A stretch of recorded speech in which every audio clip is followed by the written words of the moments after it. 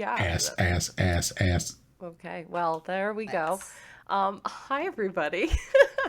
Welcome into our episode 43, part one of our three-part season two finale.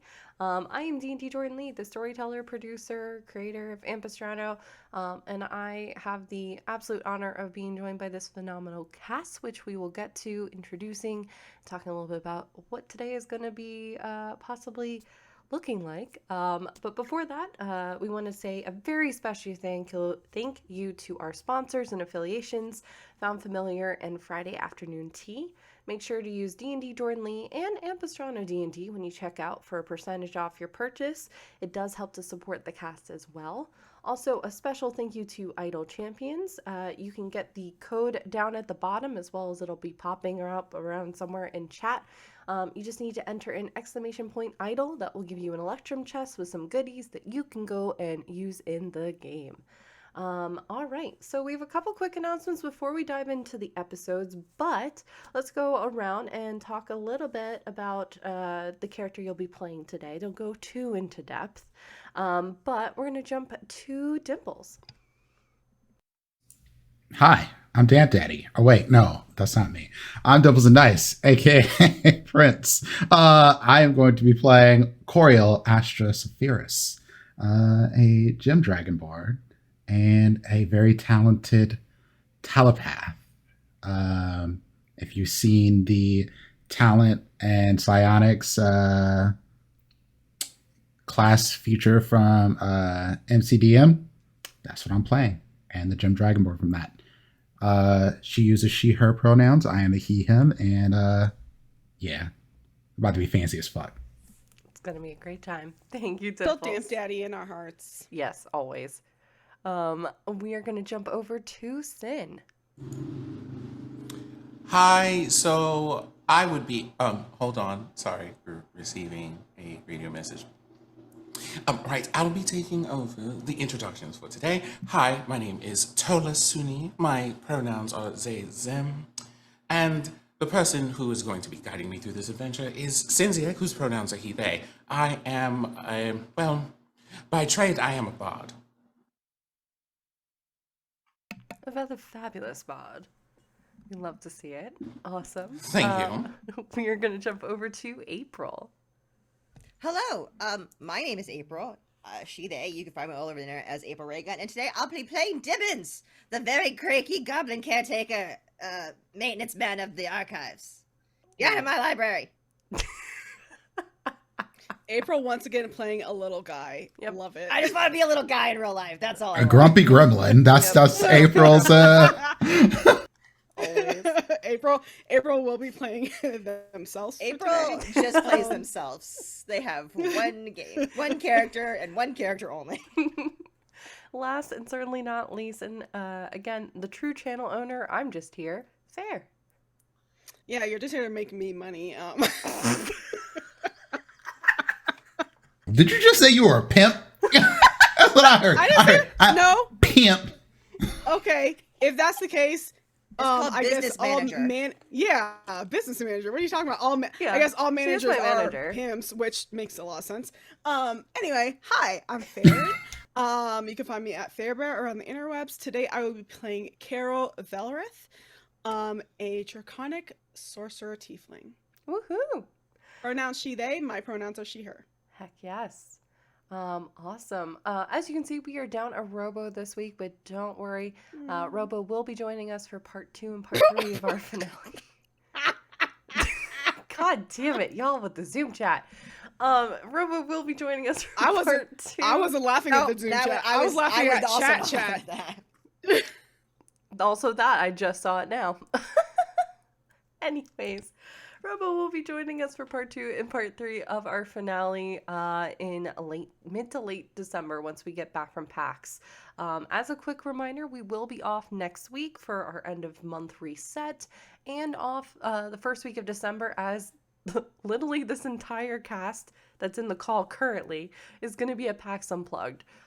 So stay tuned to our socials. I'll be putting out a promo. Wow, words are really struggling today.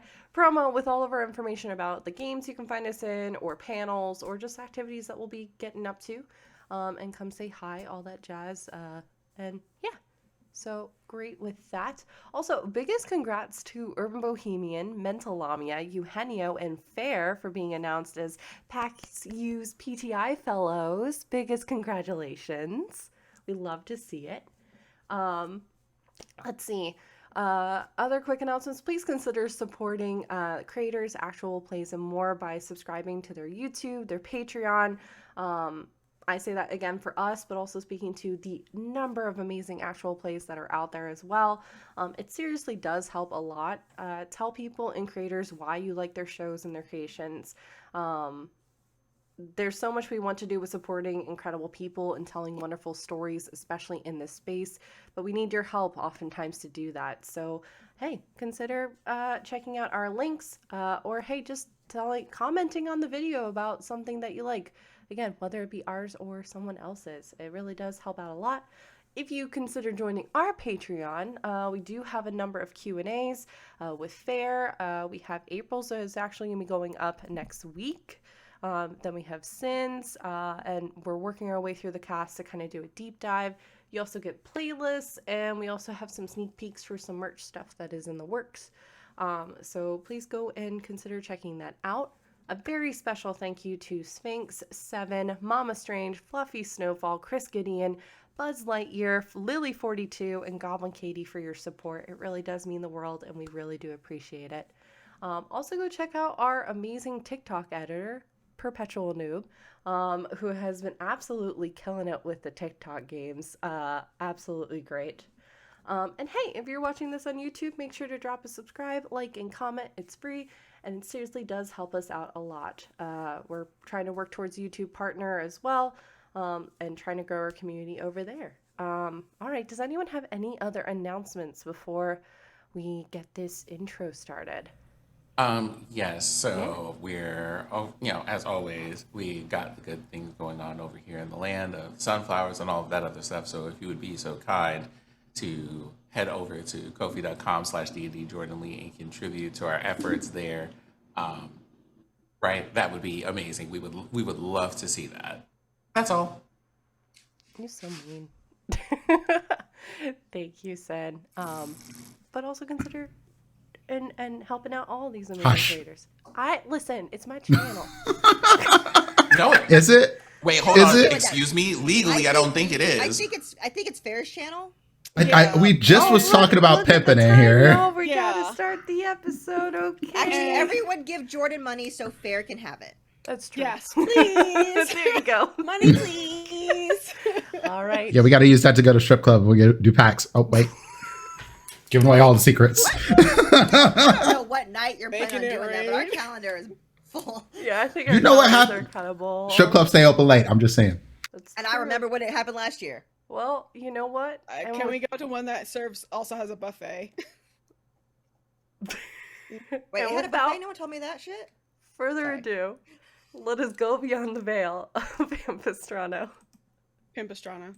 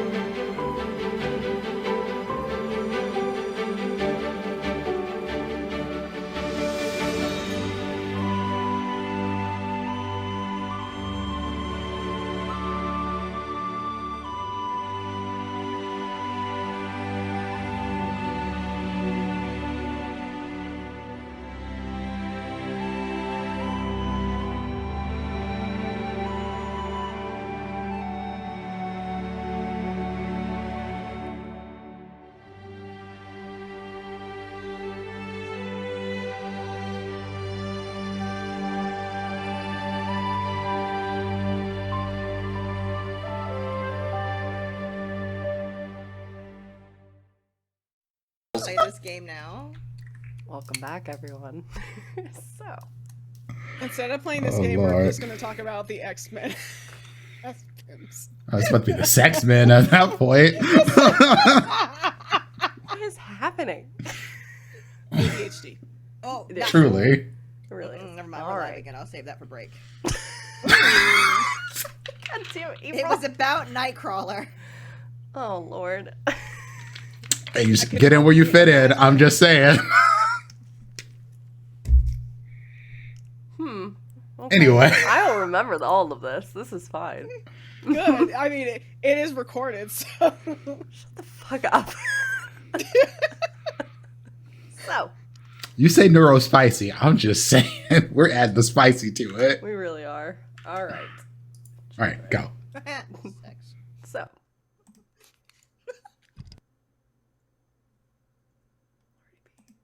You're messy as hell. We open on a darkened room. Light streaming from a singular branch inlaid window, shining upon a figure that, in contrast to the silence and stillness that settles around them, is moving, muttering, always at a point of motion. Blonde hair peeks out from beneath simple robes as hands move across the pages in front of them, slowly moving circular pieces to align, threads, ink, points. No, stars, constellations, and a much larger map. They pause for a moment as a noise is heard outside, the breath escaping them. They pause, listening. Have they been found out?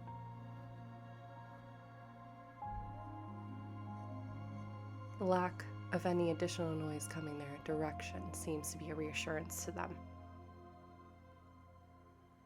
They're back in motion after a breath, doubling their efforts and letting out a sigh. Lips pull into a smirk before jotting down some additional notes. They stand. The contrast of the simplicity of this man's robes and indeed the entire persona of this person to the elegance of this room is in stark contrast.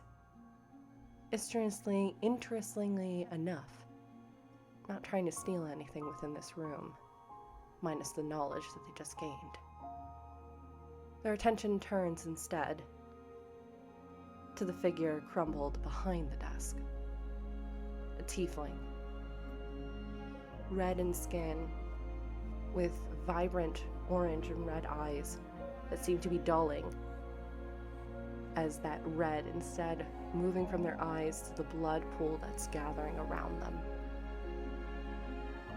Well, when the stars do align, they do align, don't they? Thank you for this knowledge, by the way.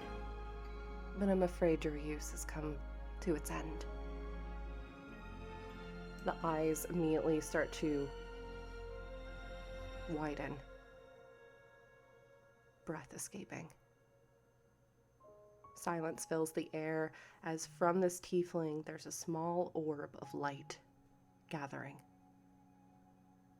And from the fabric around, you start to see the golden threads of the veil embracing the soul, trying to take it home, trying to take it to whatever it needs to be.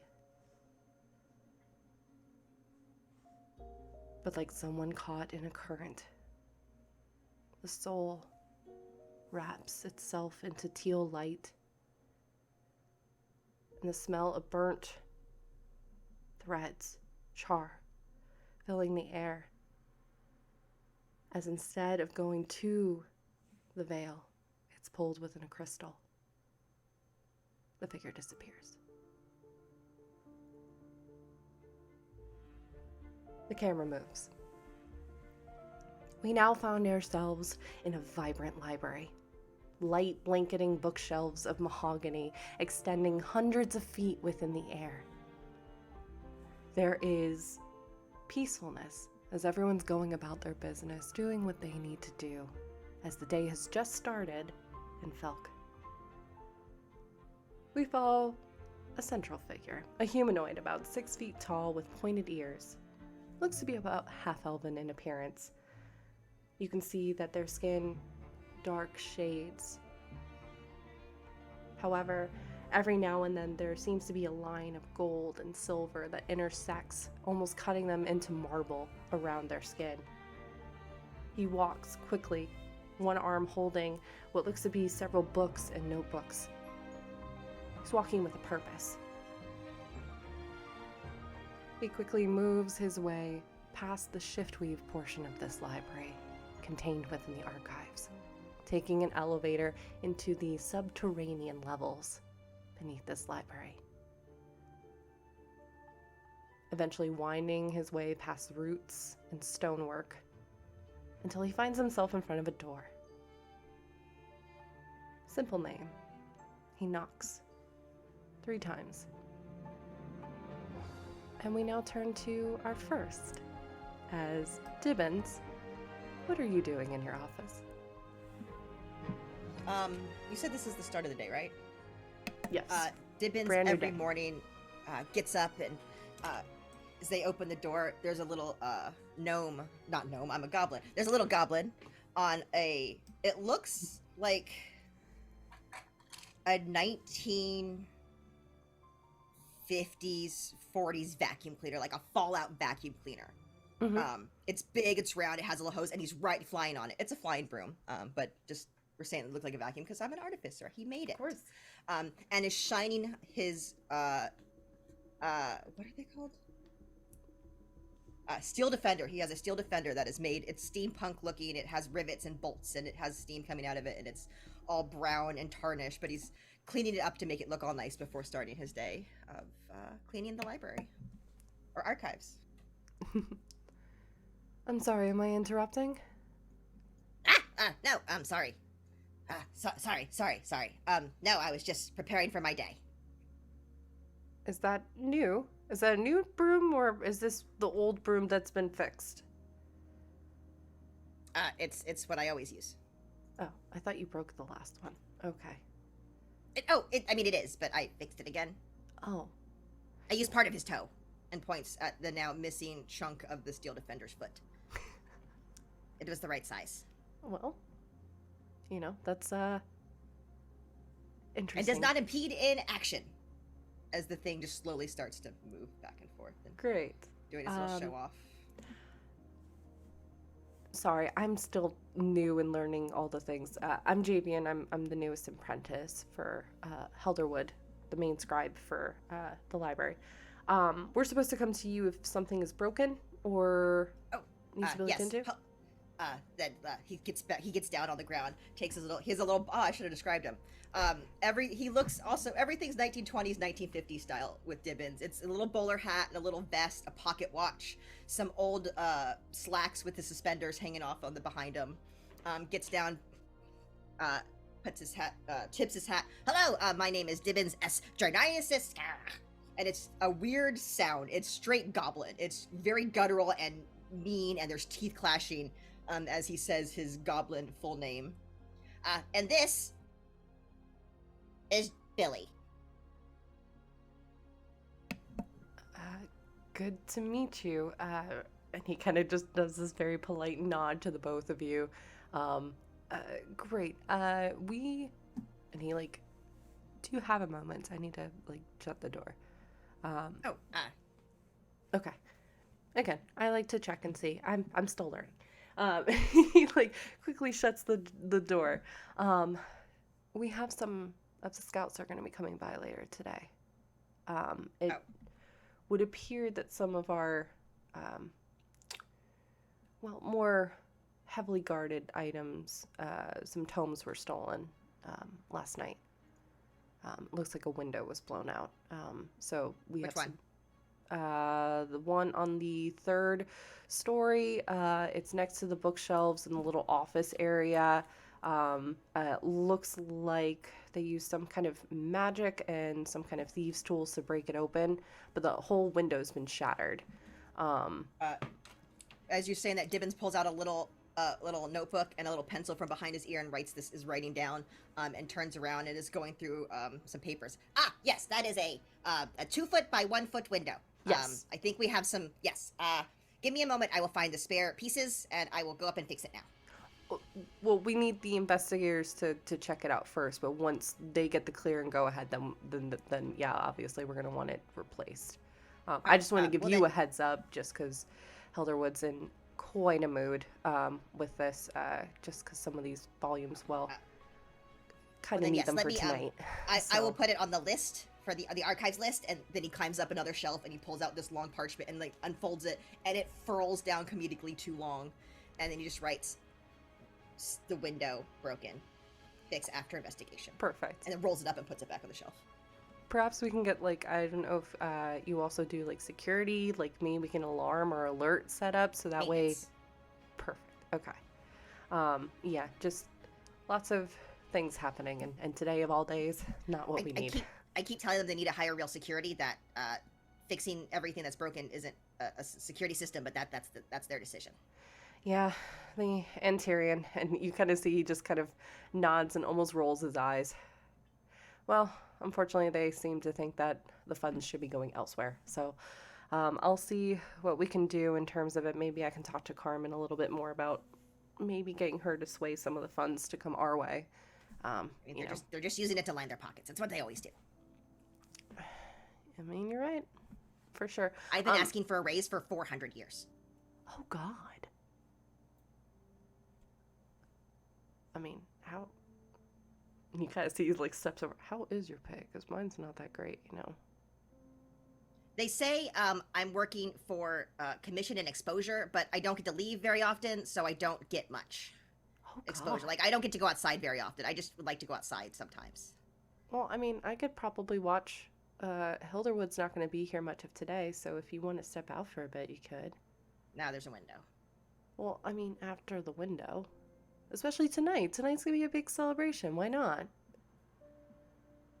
We'll see what they say after the investigators come. They might lock us down again and make us stay inside. No one should be trapped inside. There's lots to do. Yeah. But there'll still be lots to do, regardless. And at this point, they've kind of wandered off and are I know, like he's just following you. Steel Defender again. Yep. They're just like, Yep, he's that intern that is not picking up the social cues of, hey, you're done with the conversation. He's still, like, trying to carry on. All right. Oh, I'm sorry. I guess I'm bothering. I will then, windows done. Okay. If you need anything, I'm around. Hilderwood put me in charge for now, so I guess I will... promotion. That's lovely. Good for you. You should also ask for a raise. Probably at this rate. Okay. All right. Well, if you need anything, I'll shoot a message down here once the scouts are done. But I appreciate you. As he goes to leave, he'll see Dibbins climb on top of Billy.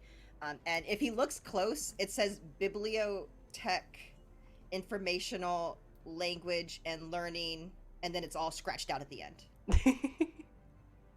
He kind of just climbs on top, and they start heading out the door to start working on the library or archives. Yep. Well, it's the same. It's the archives is the library. It's the main hub. So you're 1,000% correct. JV, you see for a moment lingers around your desk, perhaps leaving what looks to be a journal or a book of some kind before quietly exiting. So, what is the first thing that you do, Dibbins? Dibbins has a daily routine. They go out and they do a loop around the main archive floor. They take notes of anything that needs to be done, and then they start working on their maintenance list, which an archive this size that is magical, there's always things broken forever and always. So he just keeps working on his little list that never goes down. It's true. Always a busy bee. Why don't you roll a perception check for me, please? Perception or insight? I'll let you choose. I rolled perception. Okay. That was a natural 1. Okay. For 6. Okay. You're really caught up with that one. conversation about the fact that, hey, Javian was, like, just hired and is now, like, kind of keeping watch over this whole thing. Seems like a sweet kid, but, like, clearly has no idea what he's doing at all. So that's kind of occupying your thoughts a bit as you're kind of trying to make your way around the library, doing what you can. You do see, even from on the lower floors, where that window seems to have been blown out, and it appears that Javian didn't necessarily tell you the entire truth. It doesn't look like it was just the window. What you can see is that there are actual, like, handrails that kind of go around, as this is a multi-leveled library. And you can see that on the third level up, right in that corner where he was talking about, you can actually see that the banister itself looks like it has been completely blown inward on one section of it. Large portions of it fried, charred. You can actually see still some residual smoke kind of rising and then coalescing into the air as it's going up.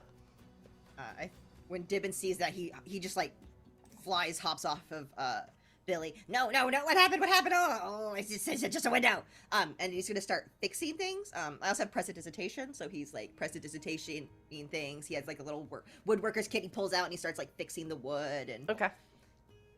100% know that this is a crime scene and he shouldn't do it. 1000%, but I know that he doesn't realize that, sees a mess, and is 100% prestidigitation everything. sure. Sweeping it up with his vacuum broom. Love and it. like jumping, so part of Billy's leg is like actual like a trash can. So he's Yes. dumping everything in Billy's leg so we can dispose of it later. Okay.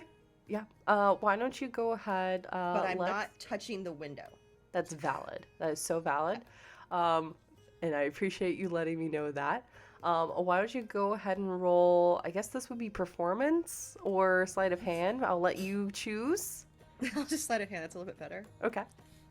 Because, you know, you clean it up, you doing your duty. So why not? Prestidigitation give me advantage. I mean, sure, why not? You've been here for a very long time. I feel like you know this building very well. 14. Okay, that's not bad. You are able to you were able to do a lot of the cleaning, making sure to avoid the window, but also like double checking that indeed the measurements that you have written down on your form downstairs is going to be exactly what you need. You do note with that the banister, you're able to kind of coax it back, mending it back into place. You can still see, even with your goblin eyes, though, the residue of whatever magic did this is still there. It's not 100% removed, but it is largely removed. It's at least not a safety hazard, because it was looking like a portion of the banister itself would possibly fall onto someone who would maybe be beneath that. So, hey, you're also, you know, making sure the building's up to code by making sure that the banister is fixed. So. Okay. Then as he lines up, oh, by the way, his prestidigitation involved a squeegee bottle and a rag. It literally is also just cleaning, but his rag is his component for prestidigitation. I love it. I'm here for it. Heck yeah. All right. And yeah, he's gonna get it all cleaned up and look all tidy again. Wonderful. But not the window. I was Not the told window. not to touch the window. Nope. Not the window at all. Amazing. Okay. We are then going to shift a bit and head over across town, heading out of the areas of the archives itself, heading past even the Druid Grove to a massive tower that looks like it's been overtaken by vines and branches of a dying tree, almost giving it that look of being in a bird's nest of some sort. Inside, we see an individual that is also beginning their day. Fair, why don't you tell me what your character looks like and what she's doing today? Caro is a tiefling. She has deep teal skin, dark hair that's like pulled back into like a low like bun at like the base of her neck. With tendrils sort of framing her face. Her eyes are gold, and by that I mean not just the irises, but also the sclera. Like it's just one. It's like just a chunk of gold, basically in her, like that are her eyes. And she seemingly embraced this because, like, her horns are sort of ornamented with gold. She has like gold jewelry, gold lipstick. Like she looks sort of like a chunk of turquoise that has like gold veins running through it. And she is wearing like these deep, like midnight blue robes that also are sort of inlaid with like gold decorations on them, embroidered rather. Right now, you said she's in like this tower that's overgrown with like vines and roots and whatnot. Yes. So this is known as the branches. It is the main point for the Caladrius, which is basically the organization that focuses within magic and learning about that. So it stands within a tall tower overgrown by vines and branches, basically looking like a bird's nest, very much like its namesake. Okay. I think as like she begins her day, the first task that she does, and it's sort of like almost a meditative like habit of hers, is to sort of prune back some of the vines and the branches so they, you know, they don't snag on people's clothes and stuff. It's a little rough being in here sometimes. So I think similar to Dimmons, she is using like prestidigitation to like sort of make things a little bit smoother as like her way of waking up to get the day started. Sure. So she could be found doing that. Amazing. As you're doing that, you hear the kind of gentle coos of the white birds, the actual Caladrius that this whole entire organization is named for, that are kind of nested within the branches itself, and kind of like not being rudely awakened, but kind of also saying their good mornings to you. Can you go ahead and roll a D100 for me, please? Oh, no. It's fine. Don't worry about it. It's fine. Yeah. Never trust when the DM says that. 95. 95. Okay. If you had one of these white birds, they almost look like swans, but they're smaller versions of them, what would yours look like? They're mainly white, but each of them have a tone of color, or a little intricate fact. It's kind of like your own familiar within this, the representation of you within the broader sense of the organization. Definitely, you know, look, the snowy white of a swan, but like the feathers are sort of outlined, almost encrusted with amethyst. Love it. Because Caro is a draconic bloodline sorcerer, whose heritage comes from the amethyst dragon. So that would be sort of representative of that. I think the swan also sort of has like other elements of this, like the feathers almost look a little more scale-like than normal feathers do. Like they're still very soft when you touch them, but they have sort of like that iridescence of scales over them as well. Sure. I also forgot to mention, Caro does have like scales on her face. Because she also, in like from her bloodline, because she comes from a draconic bloodline, she does have like these gold scales sort of running down from like her eyes down her cheeks, almost looking a little bit like tears. And they also have like sort of a purple iridescence to them. And so I think the swan reflects that similarly. Thank you. I was I guess I gotta come up with a name for this friggin' swan. Yeah. Just popping in the Zoom chat so you could see what I'm talking about in terms of it's almost got this swan / like phoenix kind of look. Very elegant. But you do see those scales kind of interwoven, and every time there's a beam of either sunlight or moonlight, the amethyst actually refracts around. One thing that happens with the Caladrius itself is they are people that are often looking at the magics themselves, not as deeply as perhaps Sparks, which is the magic central. We're more so looking into healing, looking more so into potential visions, things that happen in dreams that oftentimes spill into reality. That's the time frame that we're in right now. And with a 95, your Caladrius kind of slowly moves around, kind of spreading their wings, giving a mournful little cries. They're maybe stretching their overtired wings before coming to settle right on a little perch right by where you are. Their amethyst kind of eyes looking at you for a moment, trying to make some kind of connection. Yeah, I will sort of reach out to make this connection happen, like in however I have to do this. And just a simple look. This Caladrius is attuned to you, your spirit, your magic. So there's not much that you have to do in terms of inviting elsewhere. And for a moment, you're standing within this tower. And then the next, you see yourself amongst the stars. The Caladrius itself doesn't have a voice, but it does speak through visions. You see for a moment Felk, vibrant, the heart of Ampistrano, for many people, a central point.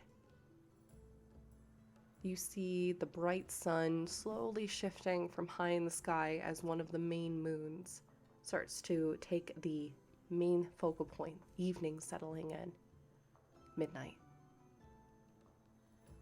The other moon aligning, and the stars alighting, casting their light down onto Ampistrano, specifically Felk.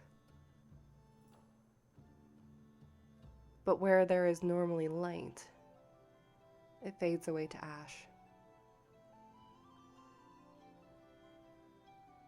And all you see are bright teal eyes staring out of the flames before the connection severed. Do I get the sense that this is like prophecy? That's up to you to interpret. You've had these experiences with this Caladrius before. Is this something that perhaps it's a warning? Or, hi, they're pissed off you didn't feed them yet? Or is this perhaps prophecy? Incorrect. I did feed them. Do not lie about it. Well, they will pretend that they have not been fed. I think Kara will sort of absorb this information, this vision that they've seen. And yes, I've had visions with the birds, the Caladrius. Caladrius. I'm calling her Twyla. I love it. So have seen like these visions from Twyla before, but maybe nothing as visceral as this, or like an extremely concerning. Especially given like the nature of like, you know, like the moons aligning and all these things. Like it's like this is not good at all. And I think like immediately we'll drop whatever I'm doing and go report it to whoever I need to report this to, because this is it's no good, as my grandmother would say. Sure. You quickly exit your chambers, heading down the hall into this tower that is much larger on the inside than it is on the outside. It doesn't take you long to wind through the many corridors and hallways before you find yourself in front of the door of Keeper Samari, who is head of the Caladrius. She is your supervisor. You're basically just underneath her, making sure that things are good. Not necessarily a personal assistant, but you're more of like the active like manager, while she's also dealing with the Intarian and the others that are spread within and without Felk. As you know, hey, we're in a point of magical innovation. You can see that there's a little beam of light kind of moving back and forth. You know this to be most likely Samari pacing, and she's talking to some kind of scrying orb or sending stone, perhaps leaving a voicemail, so to speak, to to an office across the way from Ampistrano. She doesn't sit still. She likes to be moving constantly. And it wouldn't be out of the norm for her to be up this early. She's usually an early riser like you. The rest of the tower is still relatively asleep, as it is just after dawn at this point. Yeah. Can you pop the name into chat for me? Just sure. So I can, there you yeah, I'll, thank you. Yeah. Kara will approach, like, somebody, we have a problem. Hang on one moment. Right. Okay, so that should be all with the shipments. We should be good for tonight. There shouldn't be anything else going on. No, sorry, hang on. Long. Yes, I know. Yes, I got the flowers. I have much better things to be doing than to be talking about this. Thank you. Mm-hmm. All right, bye-bye. Sorry about that. What was that? It was a call from Jorix. Someone trying to woo and potentially send favors over to us to potentially send some more magical energies healing their direction. A bribery. That is all very well and good. We have a problem. Okay. What's that? Twyla has given me a vision Oh. of destruction of Felk. Okay. And you kind of see for a moment she steps out from. She was in relative darkness. The light was moving back and forth. You see a tiefling woman with large horns that are kind of wrapped. You can see that there are gems interwoven within her horns and her long black hair, which is kind of in this half up, half down, kind of braided.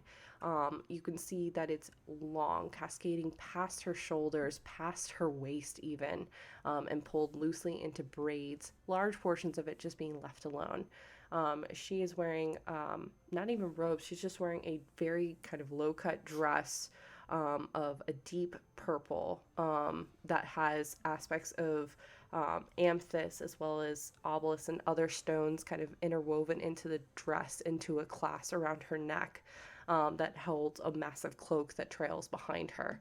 Her eyes are a deep red, and when they always seem to be shifting and focusing, but the moment you bring up destruction, they still, listening on every word. And you see her kind of moving around towards her desk so she can perhaps listen a little bit more intently. Okay? I saw the moons aligned. But where there was light, there was only ash. Ash. And two eyes staring out of the darkness.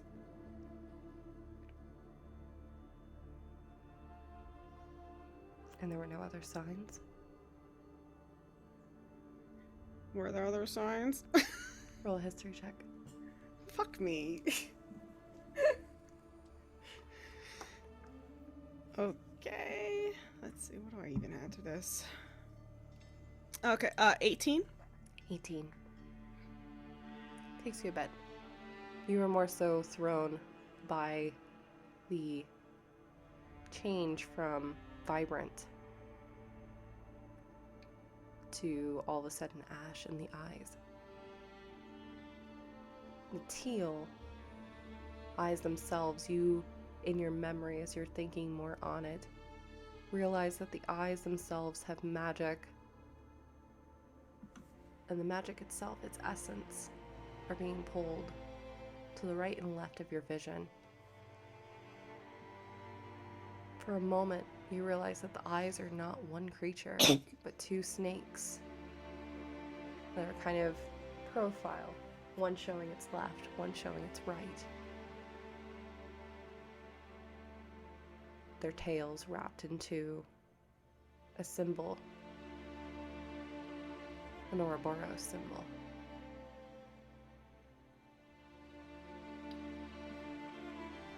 Do you know what an Ouroboros is?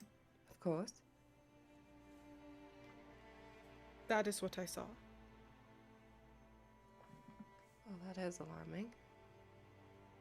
Do you know the Ouroboros itself, a symbol, can represent many things. It can represent life, it can represent death. More often than not, it means rebirth. Rebirth and infinity.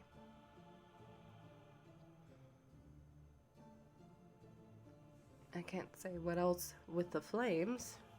I mean, each civilization seems to go through its own changes, so to speak. But that is alarming. And you said this was right with the moons and stars aligning? Yes. If it is a symbol of change, it is not a good one. No. My concern is the time frame. Tonight is one of those. It's the equinox, so everything is aligning. So either this is happening potentially tonight, or it's happening in 6 months. So we either have, and she kind of looks at the side of her desk where you see there's this massive hourglass. Well, we either have a little over 12 hours, or we have 6 months. That's a range. Perhaps we should operate on the assumption that it is happening now. Right. Guess I need to have a word with the Interior. I'll want to know first. We'll do our best to, Right. And you kind of see she, gets up and starts moving around. Alright, so we're going to need to start taking stock of the potions that we have, whether that be health potions, revivification scrolls. We need to start taking stock of our magic, making sure that that is fine, counting for souls, counting for everyone in this tower as much as we can when it comes to that, and making sure we're at the ready with whatever action the Interior, I guess, decides upon. And you can kind of see, based upon your passive insight, she does not seem happy that she has to report to the Interior to get permission. You have a high enough passive that she's comfortable enough with you to kind of let that curtain down. Do you anticipate there being a problem? You know them, they like to move very slowly, and only when it's convenient for them. Well, yes, they are very bureaucratic, and that's what you have to deal with when you have to go through all the red tape. But if there is a way I can help, let me know. Get the rest of Caladrius assembled. Again, I don't know what exactly we're going to be doing, if we're going to be getting ready to, well, fight or leave. I don't know. Okay, I will do just that. I trust your judgment. And you kind of see she, gives a look for a moment of, if there are other calls that conveniently need to be made without my knowing, I trust you. I have no idea what you mean. Precisely. She kind of gives you a nod. I'll nod back and then turn to start assembling other people. I'll probably use some of the birds to get messages across throughout the tower, because ain't no way. Yeah, it's a massive tower, Anyway, and these birds are all convened, so you can easily do that, no problem. Yeah. So, and I assume it's everybody has sort of an assigned bird, so it's just Yep. A carrier. Go to your best friend. Find them. Here's your carrier pigeon. Here's your designation. There you go. Yes, exactly. And yeah, I'll get to work doing that, and then start, assigning out duties. You go check on the potions, you check on the scrolls, you make sure that we have stock of X, Y, and Z. Mm-hmm. Make sure all the beds are prepared in case we have people coming in with injuries. Sure. You do get after probably about an hour of delegating and stuff. You do get what looks to be a Earth Genasi gentleman. Looks to be in their early 20s. They're relatively new to the Caladrius. They're still learning the whole layout of this place as well, trying to take on as much as they can. I'm sorry, Valrith? Why are you calling me by my last name? I just figured it would be proper,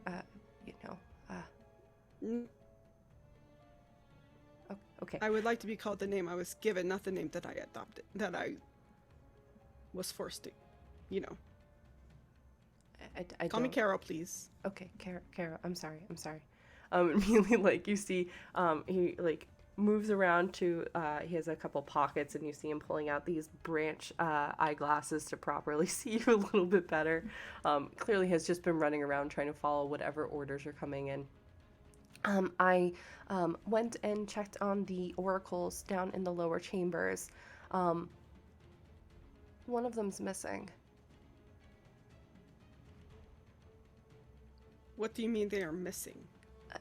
they're not in their designated spot. Come, show me right now. Sure. Right away. And he quickly just bolts off, taking you down the stairs to this kind of looks like there's an elevator of sorts of branches that of the tree itself that kind of lower you two down into the absolute bowels of this tower. In this chamber, there's a massive room. At the very center of it, you can see that there's this large, whether it be a diamond, but interwoven around it are other gems. There are amethysts, there are emeralds, there are every gem that could possibly be found within Ampistrano is there, interwoven into a series of intricate paths, and you can see that each of them are interconnected. No gem is by itself, and they're inlaid around this giant diamond. This is where the oracles are. Oracles that are both the keepers, the people that take care and make sure that they are safe, as well as a number of these oracle beasts, such as the amethyst tiger, the emerald crane that usually sits in the corner. The gem is still there in the main area of the room, but you can see that the amethyst tiger is gone. Can I ask, like, what are the, like, are these things that tell prophecy as an oracles, or are they okay? Correct. Yes, Some these minority are report shit. yeah, this is more prophecy, but also power. This is, hi, I would like to tap into to potentially see the potential of Ampistrano and tying it to specific weaves and areas, both within Ampistrano and outside of it. The amethyst is tied to the veil, for instance. At least for here. In other areas of Ampistrano, it could be an opal, it could be a pearl, but here it's an amethyst, and that is missing. The amethyst one is missing? The amethyst tiger is missing from this assortment of gems. Oh. This is not good. No. I think immediately Kara was like, I need you to make sure that this room is locked down. Of course, I've already done No it. Minus more bringing you crystals. here. Yep. Okay. Nobody comes in and out without permission. No. I'm gonna go find Samari and some others and let them know what's happening. Right. Okay. Can I count on you? Of course, of course. You said this person is new? Yeah. Oh, yeah. Like, came in last week. This is like their second week on the job. Until we know who took the amethyst, do not speak of this to anyone. Of course. I won't say anything. Nothing happened here. Good. Yeah, and I just take off. Sure. Yep. And This is you go fucking bad. running. All right. Perfect. The camera is going to once again pan again. This time, heading over to where? Thola. Why don't you describe your character and what they might be up to today? Tola is, well, first thing, Tola has mahogany skin. And let me make sure I did this. Okay. Tola has mahogany skin and the pointed ears, or the character say pointed ears of an elf, and has long silver hair, shaved in an undercut. It comes down to about his shoulders, and it hangs loosely at this moment as he is, or as they are doing a vocal warm-up while checking their most recent notes from yesterday that they have been collecting. On their hand is a ring with a carving of something that looks like a brain onto it. They will the wing to be invisible. as part of their morning routine. And after making some notes about where people have been for the last couple of days, maybe a couple of anomalies that might be that they're unsure about reporting, they are thinking of a friend that they might want to talk to about that situation. In the corner of this small office space that they have are sheets of music or things they've been writing, bits of poetry, a little area for serious things, TM, and a broom, and just various bits of like small instruments. So they have like a pan flute, they have like a lyre, they have like a lute in the corner.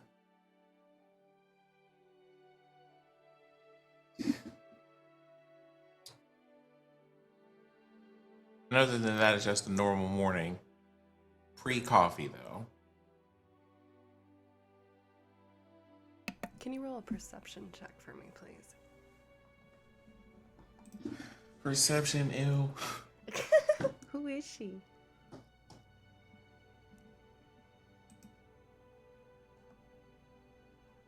That perception is a 22. 22.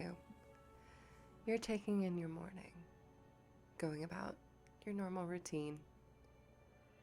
The instruments that kind of layer your apartment, your home, each kind of plucking their own tune almost as a way of saying good morning to you.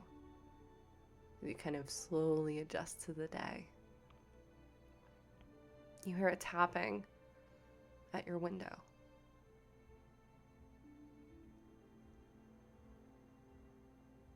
I turn toward the window. You see at the windowsill what appears to be a crystalline squirrel. Normal sized.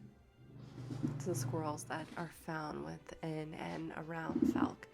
But this one seems like it actually is an essence of magic. You know this to be a familiar. And it seems to be holding in its tail, kind of wrapped, what appears to be a piece of parchment. And it's using that to hit the glass of your window sill as this kind of happening. And seems to also be at the same time tapping, but is, I imagine, right at the sill, there's a bed of like flowers or something like that. It seems to be digging through and trying to find something to munch on. Oh, this will surely not be a good morning. And I just like make my way over to the window. Sure. And open the window. So you have a message for me, do you? Do you speak with animals or anything? I do not speak animal. Perfect. I don't think I also have the ability to speak with animals, but I do like place my hand out for either the bird to hop into or to put the squirrel in, whichever one it decides to, or So the squirrel to put the will thing in there. pop into your hand easily. And you see he kind of sits up at you for a moment, kind of ears moving back and forth, kind of trying to take in all the sounds around him. Do you mind if I read this? He kind of raise a little like salute to you. So I take the scroll and I take the scroll from this creature, perch the familiar on my shoulder, and I unfurl the scroll to read it. Okay. You unfurl it, and the ink itself is alive. It's moving constantly from black to purples to blues. This message, you can tell, is a temporary message. As soon as you have finished reading it, it's going to disappear, kind of thing. So the information of it, as you can imagine, is going to be somewhat vital. It seems to be a bit of a report. Someone has had eyes on perhaps the things that they need you to look into going forward. So they do report that there seems to have been a break-in at the archives, as well as seems like at the Caladrius, the amethyst tiger has gone missing. So what happens as I'm reading is it's one of those, of course they would send me a message like this, which how am I going to remember it once it's gone? Oh well. So I have one hand holding the scroll Hmm. to like read it, and I've grabbed like a pen Sure. to just make offhand notes Sure. about what I'm reading. It goes into some additional information in regards to what happened at the archives. It specifically notes that it looks like 4 tomes were taken from a highly restricted section of the archives itself. Top clearance are the only ones allowed to go into that portion of the library. It's not even accessible to the general public. Hmm. The actual titles. What languages do you speak? Abyssal, Celestial, Common, and Elvish. Okay. It seems like the titles were written down, but they're a combination of up to 12 different languages, including 2 that are beyond Felkian, as you all also speak Felkian and can read it. It seems to be a combination, what's your passive insight? My passive insight is a 16. 16. It's strange that that would be happening, but that usually means that these are potentially books that require a lot of components that are interwoven between the different languages, including the different races, cultures, ceremonies. And the fact that they're in the highly restricted section, to the point that potentially only the Antarian can go in. That's alarming. I have a question. Sure. As a person who might be privy to this knowledge, right? Do these areas that we know of have magical protections Typically, that yes. would keep people from doing things like teleporting into or out of the room? Correct. They have anti-teleportation, anti-scry, specifically with these sections. Why don't you roll a history check for me, please? Okay, history. Ew, gross. I'm not proficient at that. Clearly. We're gonna make this work today is what we're gonna do. Okay. Oh, wait a minute. I can actually just do this. Are you going to one bardic moment. inspire yourself? I am not. I have lucky rolls. Oh, there you go.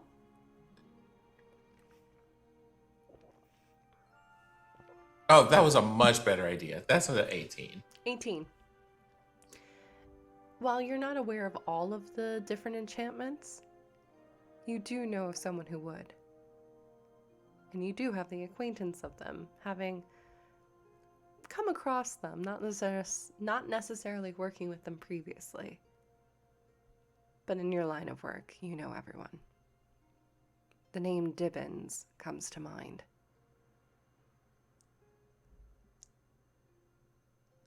One of the, not necessarily keepers, although keeper in name, as they do make sure that everything is in tip-top shape over at the archives. He may have some additional information about the other enchantments that are in place, as well as traps, things like that. So while you may not know of it now, you do know of someone that can assist.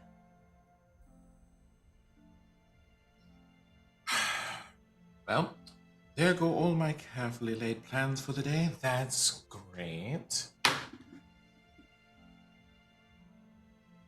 Well, I suppose it's better than being bored. Thank you for keeping me company, but I believe you are going to have to go back to your owner. Oh. Well, you can come back tomorrow if you'd like. Just put him outside the windowsill. He poofs the moment you put him on the windowsill. The spell seemingly done. And the parchment that had been lit with magic goes back to being a regular parchment. So, close the window. Mm-hmm. I put like a broom on my back and make sure I have like the rest of my equipment, most of which for this day is just dark colors and earth tones. So Sure. you have like a lot of forest greens. You have like a lot of browns and stuff that are like inspired by the trees in the area because, when you look like the woods, you don't stick out quite as much. And this is a moment where uh, where Tola feels maybe it's best that they don't. Sure. And the last thing you see them pick up, or two things, a broom and a smoking pipe. Okay. Um, and they kind of, something? I think we can just have these things here. Just step out into the balcony. They lock the door behind them Okay. and sit themselves on the broom and just say, "Hi ho, silverware." I love it. And I imagine you take off into the sky. I do. Sure. You can see at this point Felk in all its beauty and glory. At this point, it's still early. The sun's kind of moving through. The trees are still massive, but there are towers and there are structures that are also neighboring these massive trees that are set within Felk. Everyone's starting to get up to get about their day, but there's a sense of urgency as everyone is also getting ready to celebrate. Tonight being a massive celebration of the equinox, the alignment, the moments where the lines between here, the veil, the shift weave, everything becomes more malleable. Is this a thing that I'm assuming I'm aware of these holidays? Yes, And I think 1,000%. It's a big holiday to do. 1,000%. I think it's a thing where, again, because we're pre-coffee and it's early, it hadn't occurred to me that today was that day. So Yeah. I'm walking out and watching people prepare for stuff and looking at the town and going, "Oh, well, that's great. So we have to do this and we're low on time." You can also see several individuals that are still drunk from the night before, slowly making their way from the taverns, being assisted by a number of automatons that are trying to assist them home, just kind of slowly walking them, not carrying them, just kind of, your destination is almost in view. Please do not throw up. I do not have the maintenance to clean myself. Please. Just trying to help out a few people that had a little too much partying to their homes. But you do kind of sense that electric kind of energy, that excitement, as well as those that have already pre-celebrated the equinox itself as you take off. And where are you headed? I am headed to I suppose, first and foremost, to the interior, because there is a particular person I know who works there. Sure. And I am thinking that they would like this to be immediately on their radar, Sure. given the work that I know that they do. So Alright. I would be on my way to see someone by the name of Coriel. 1,000%. We're gonna pan the camera ahead of you over to Coriel. Coriel, how are you starting your day? Coriel is probably, in a mirror, checking out all of her clothes, jewelry. She has to make sure everything is on point. She has a very specific way that she's trying to present herself. Mm-hmm. I'm in a court of nobles and things of that nature, and they look at me this way, and I'm going to look the part. So Coriel is a sapphire gemstone dragon. Her scales look something like a blue dragon's would, or a blue dragonborn's would, but over the scales, the gemstones start to come out almost like a armor off of her scales. And on her arms and her legs, she keeps that open. So the dresses have slits. The arms are the tops are sleeveless, so you can see the armor on her. She has black and blue horns that go back, almost breaking into that same sort of almost like stalactites coming off of her head. And then down her neck and into her chest, it's almost like a pale blue white that shows up, but looks crystalline. She's putting on her jewelry, making sure her face is made properly, and then stuffing the knives into her boots. Stuffing stuff between her and her bracers, and preparing to go out and deal with the rabble. Sure. What does Coriel's place of residence look like? Oh, it is very, very decorated with lavish couches and pillows. It is a lap of luxury, essentially. Sure. This is a luxury penthouse, essentially. High-end furniture, high-end cooking utensils, everything. But nothing looks all that used, all that considered. Sure. Like, the only stuff that looks used is where her mirror, the vanity is, and all of the clothing, and then the closet. That stuff looks like it is well used. Everything else in here looks like it hardly gets touched. Sure. And today she's out in a purplish dress with gold stitching around it. Sure. You have, being a part of the Antirian, you have an entire glade. You don't have to go far for when you have to meet or do anything you need to, and also being in a position of higher power. Most of the people of Felk share trees, whether there's lower levels, mid, or upper. You have an entire giant-ass tree to yourself. It's laid out with rooms, a little garden just outside of it that's kind of fenced in. Potentially guards posted there, maybe not. It's up to you in terms of how you like to She doesn't need guards. Sure. But you have your own withholdings.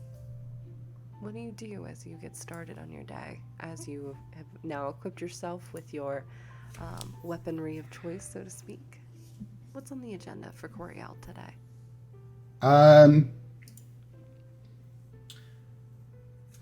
Well, Coriel is first going to check what's happening around the city. So she is gently prodding minds around her. Is there anything new? Sure. Like surface thoughts. It's almost like a insight check or listening closely. Except she's actually going into your head to find these things out. It's giving Belle from Beauty and the Beast in the very beginning, with everyone just screaming bonjour at her of just the surface level thoughts. But yes. Bonjour. She's like, I don't care. Ooh, that sounds like, no, that's not interesting. Yes, a croissant. I don't care. You hear a little bit of, spiciness about, the Lord across the way is, having potentially an affair with, the housekeeper, and, has almost been caught a couple of times now. They're on their third or fourth housekeeper this week. That's not alone. worth my time. They can deal with that on their own. I got bigger fish to fry. You hear... why don't can you roll a perception check for me, please? Because this is going to be determining how you're cutting through and trying to see maybe if you're going to hone in on someone specific. Yeah. If there's actually any outside of the random noise, is there something else of worth here? All right. Us reading through Twitter threads to see if there's maybe something interesting. 13. So that is it perception? That is 18. 18. It takes a couple of minutes, but eventually you do, kind of in comparison, hear a familiar whistling from outside. You know this to be one of the Lords of the Antirian who watches basically the coin, but seems to be also trying to get into the pockets of, some of the more intricate parts of Felk, so to speak. This is Lord Baravian, who is this small dwarven man, appearing to be in his mid to late 40s, early 50s, with a long gray beard that has at the very tail end a little bit of black, seemingly trying to hang on to any kind of youth with his appearance as much as possible. He is wearing what appears to be, interestingly enough, not robes, but just a fine shirt with a jacket, black pants, and you can see behind him are his kind of cronies, his guards that are always with him. They're a little bit overbearing. Two kind of half giant looking individuals, male in presentation. They never speak, but they always seem to kind of loom whenever he is in attendance at the parties. Always kind of, he seems to bask with the idea that, yes, they're the ones casting the shadow, but he very much is of the opinion of they are the extension of him, and so it's therefore his shadow that's darkening people's doorways when it comes to that. Power. Got it. Yep. So you hear him whistling, and he seems to be at that moment also getting a ping from what appears to be Joni. Joni is another that is on the Antirian itself. The actual members of the Antirian are secretive to each other for the most part, for security, for safety reasons, all that jazz. Mm-hmm. Joni is known to at least be a little bit more open about it and is one of the front-facing members of the Antirian. She, for all intents and purposes, acts as almost like a mayor to Felk, trying to make sure everything is actually happening. The people of Felk are being heard. She was elected in. She is the people's representation into this position. So she is the voice of the people. That is her position on the Antirian's kind of inner facets of itself. And you can kind of hear Joni's breathlessness. She seems to be running around, probably getting some stuff ready for today as well. Hi. Hello? Hey, we're like short some money. Like 200 gold or so. I've been looking over the books a bit and I'm not seeing. Did you make another purchase and just didn't write it down? And after a moment, Barovian kind of, no. I'll check with the accountants. We just hired a new person. I'm sure they carried a number wrong or something. I'll check my coffers and see a bit more. But why? Do you need something right now, dear? And Joni, after a moment, is like, no, I just trying to make sure this is correct. Carmen's coming today to check everything, so I need to make sure that I have all the numbers correct, or else I'm going to look absolutely ridiculous. So please double check your numbers, because if your numbers are wrong, my numbers are wrong. Please get to work. And the connection cuts. And you just kind of hear him, like, thoughts of surface of, like, pathetic.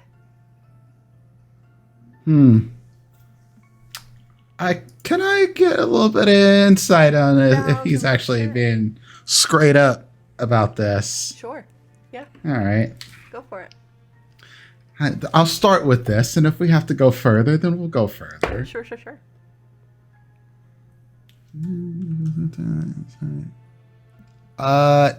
19. 19. So what exactly are you looking for?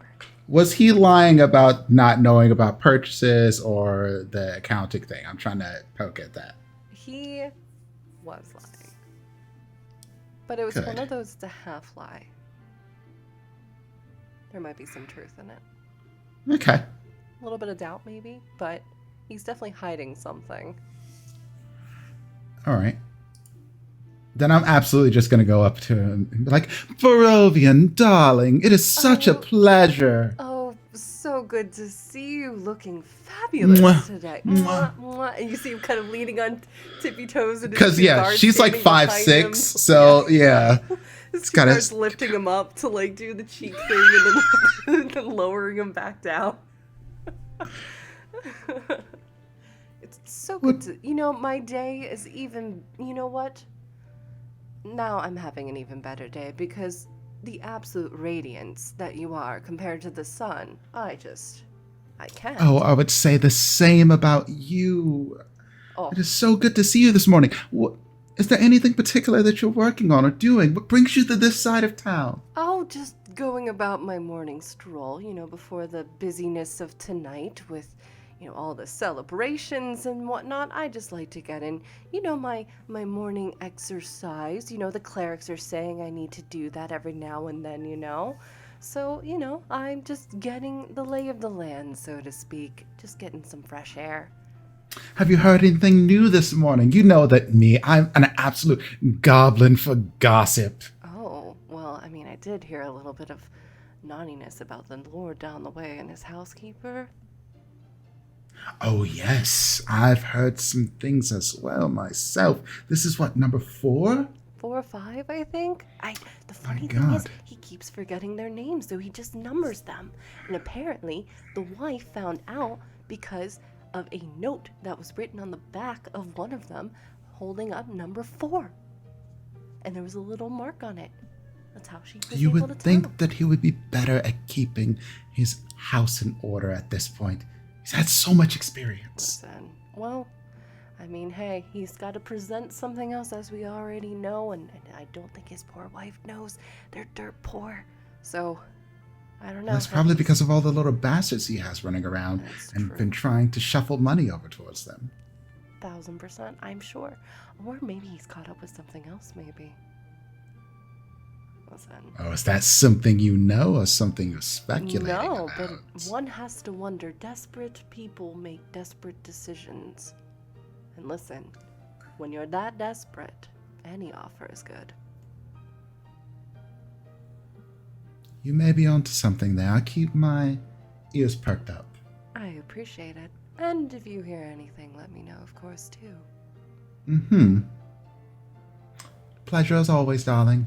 Absolute pleasure. I'm assuming I'll see you at the festivities later today, Oh, of course. I wouldn't miss it for the world. right? And are you still holding a party of your own tonight to welcome in? Secrets are best meant to be kept to the absolute right moment. Oh, well, if by chance an invitation winds up on my door, well, I wouldn't mind darkening your doorway. I bet you wouldn't. He kind of just nods for a moment, realizing, oh yeah, no, this is not going to go any further. Right. Well, have a wonderful day. You as well. He kind of gives you a nod and walks off with his 2 cronies. I hate that motherfucker. That's what's in her head. It's just like, oh, every fucking time it just makes my skin crawl. Ugh. At that moment, you sense someone flying up above you, and I think that's when, Tola, you would be arriving. And you wouldn't happen to have a minute, would you? For you, darling, always. Well then, why don't you have a walk with me and let's talk about, well, plans for the upcoming festivities. And then you hear in your head, talk or talk.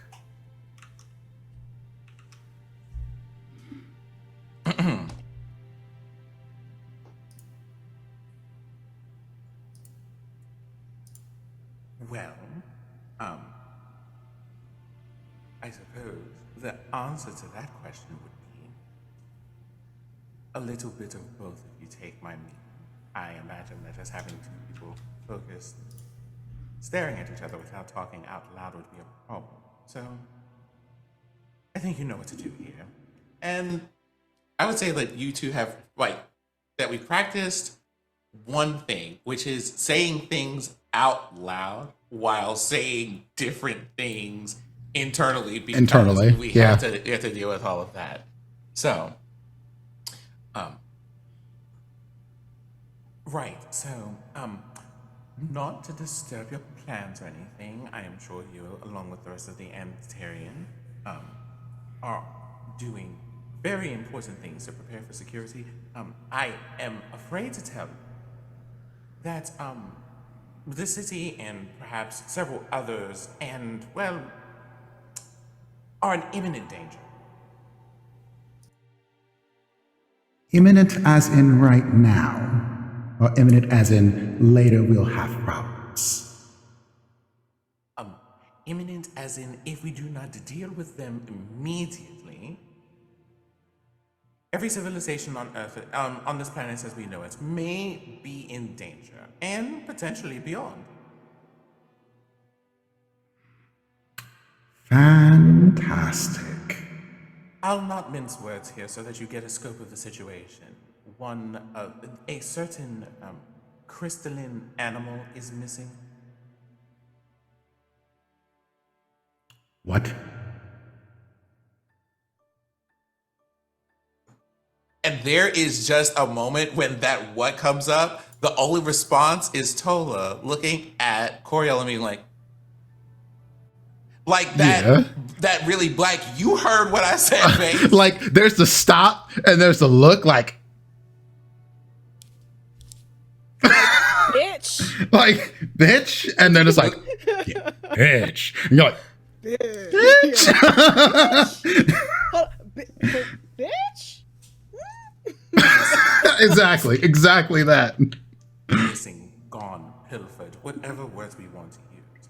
A creature that should be there is not there, and it is the amethyst crystal, which, if I remember correctly, my memory is fuzzy on the details. That's one of those that's tied to a dimension outside of this one. Yes. And, well, Coriel, I'm given your particular duties, I feel like it was most important to inform you first because, well, those things are kept in an area that's only accessible to the Antarian.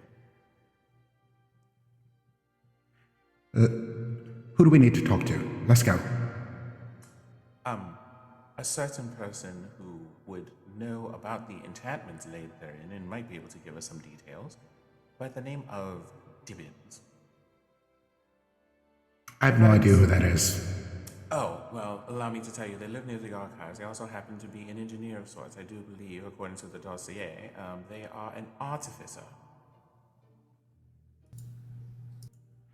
One of those that breaks things and tries to make them into other things.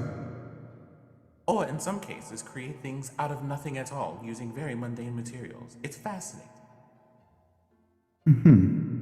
Well, let's go see this Dibbins, and maybe they'll have some interesting information to bring us. Oh, there is one other matter we need to discuss. You're just filled with good news this morning, Susu. I was brought very endearing news by a certain amethyst squirrel.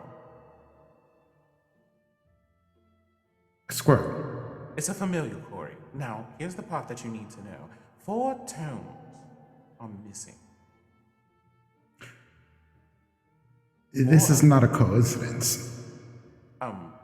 Probably not, considering that the 4 tomes that are missing, according to my notes, are, well, in multiple languages. Now, I'm not sure if you know what that means, so the translation is something along these lines. Things that are usually written in multiple languages usually contain A, powerful magics that are B, reality altering, so problems. Lots of problems. And if you recall, today is a particular day. It is the So much for my party.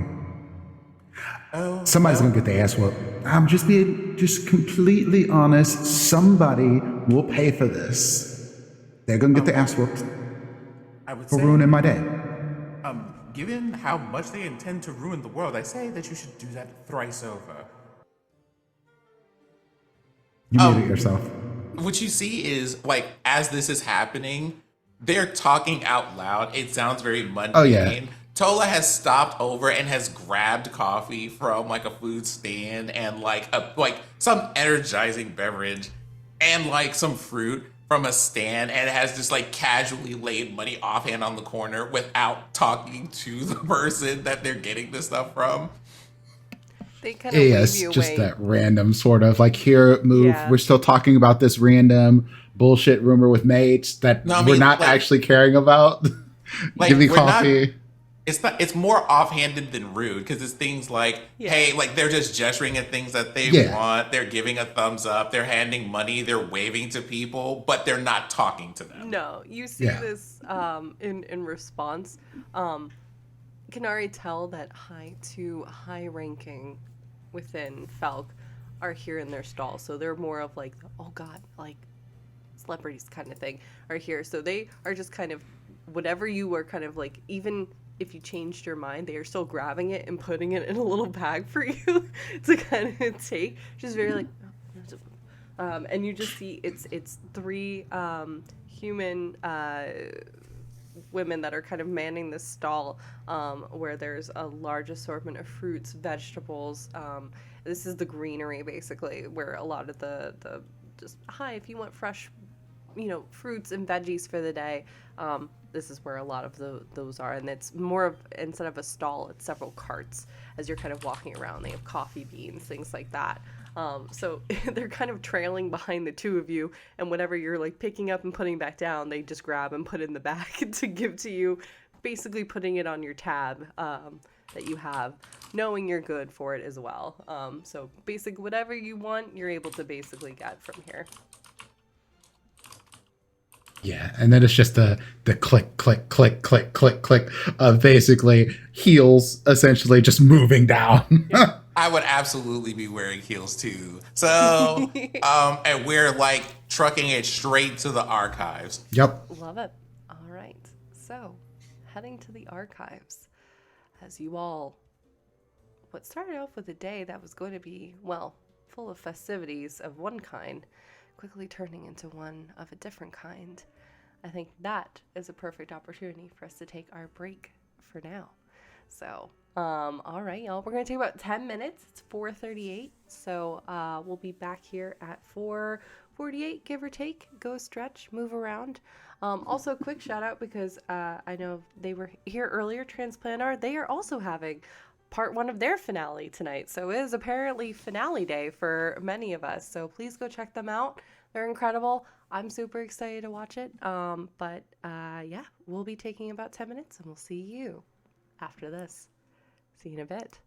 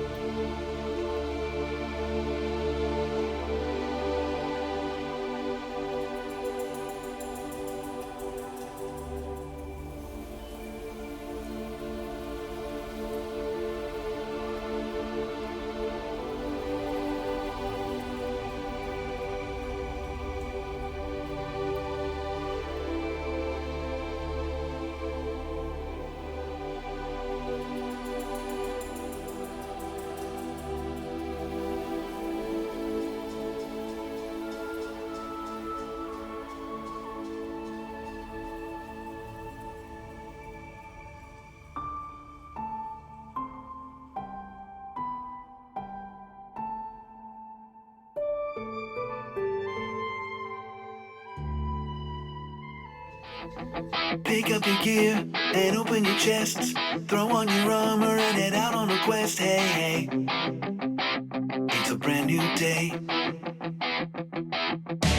the Sword Coast, your allies will help with blades and bows and magic as well. Hey, hey, heroes on their way. Fighting together against overwhelming odds. Fighting together in favor of multiple gods. Idle champions of the forgotten realms. Idle champions, adventure never ends. Idle champions, get your wallet there. Idle champions, you will say it again. Idle champions. Skill issue. And welcome back. Okay. Sorry, everyone, for the delay. I was having some tech difficulties on my end, so gotta love when production and OBS are fighting a little bit. But welcome on in, welcome back. Hope you were able to get up, stretch, move around for our part one of our finale for this season.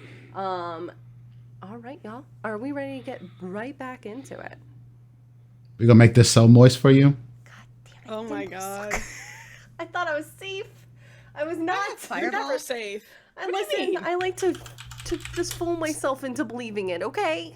Like, Fireball. I don't have that Fireball, yet. Okay, that's please. fine. That's fine. Oh, you Oh, want I to use have fireball? Fireball. Oh, I I'm have ready. Fireball. Please use fireball. Please, No, please use no fireball. I don't stocked, actually have it. I stocked Fireball when we were opening with April because I forgot to pick spells. I was picking my spells when other people were doing. I forgot. I was too. I So had hey, Me it's neither. like I had a feeling that was gonna happen, and that's why I completely did the 1 by 1. It's like I know y'all. oh, you It's- picked us last on purpose? Ain't that some shit? I see you judging me. Okay, no. Never. That doesn't make sense because I went first, and everyone knows I'm Yeah, never done. and That's I true. went You're right. second. You're right. Yeah. You're right. You're Yeah. right. You're right. Oh, did I get to go first? To have the more time afterwards to catch up and fix Yeah, everything. yeah, that's Ooh, fine. good call. Ooh, that's true. So our group we're right now about 2,000 years in the past in Felk. They are getting ready for a grand celebration as it is the equinox, the time when the lines between Ampistrano and the other planes, as well as, well, even the areas that the gods reside in, often become more malleable and easier to traverse. So there's a grand celebration that's happening tonight. However, each of these incredible individuals are now having to deal with, well, not just last minute party planning, but some consequences and things that are popping up on their plates. So everyone's kind of mulling about, doing their things, trying to get through the day. We are going to slowly shift back over to, at this point, Dibbins. It's about mid-morning for you. And at this point, we'll say as well, Thola and Coriel, you are probably just starting to arrive, going up the steps to this tree that you know, the archives, right by this large statue that shows about 5 individuals, the 2 founders, Holo and Aziel, and their children. Carmen is featured amongst them. You wind your way up the steps as Dibbins, at this point in the morning, what are you up to? What chore have you moved on to? You said it was afternoon now? Mid-morning, so it's probably mid-morning, it's okay. closer to noon, truthfully. You know, I think right now is Dibbins' is coffee slash pastry break. So Okay. they're kind of sitting on like a ledge just up in the air, like 3-story. I know it's a tree. So they're sitting on a branch just up in the air, swinging their legs. Yeah, I love With it. the steel defense with Billy next to the door. Love it. Perfection. So you're having your snack. You're kind of watching a few of the scribes milling about, assisting some folks that may come in, whether they're looking for a book or if they're looking for a specific scroll. Some of them are motioning down towards the shift weave portion of the library. You can see them kind of donning on these little robes, kind of like when you're going on the water ride. Like they're giving you a little poncho to wear before going down into the kind of subterranean level of the library that's more tied into shadows and memory. So you do see a number of folks that are kind of milling about, but then you also see you're somewhat familiar with Tola. You've crossed paths. You've never really have had to work with them before, but you've crossed paths, whether it's through work, their time here as they've been to the archives before, as well as Coriel, have you ever been to the archives? Have you ever had a need to perhaps peruse some books for a little bit? Absolutely. Okay. Coriel's just not always good at remember people's names. That's such a mood. I don't think we would have ever talked. Sure. Yeah. There would have been no reason for us. Like, I don't. I'm pretty sure that Dibbins Coriel doesn't might have help. heard your thoughts at some point, but not like paid attention to them. 1,000%. Sure. You all enter into this library. Dibbins, are you, you mentioned you're up kind of in the the branches and stuff. Are you near where the banister was broken, or are you a little bit closer to the ground? I'm a little closer. I'm not next to the window. I was told not to touch the window, so I'm staying away from the window. Perfection. Okay. All right. As you see these 2 that you would know, they are higher up, working with the Interium, but also specifically with Tola, works with the scouts. This may be who's coming to check on said window, as the 2 of you also enter into the archives.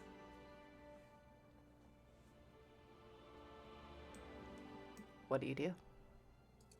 You're muted. You muted. Yeah. I'm just walking in and I'm just looking around at people. Yes, hello. I'm looking for a Dibbins. Dibbins. Where's Dibbins?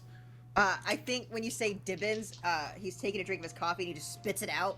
So you are notified where Dibbins is by a light misting of hot coffee from above. There's also, like, Tola comes in and literally just does this as they come in, just...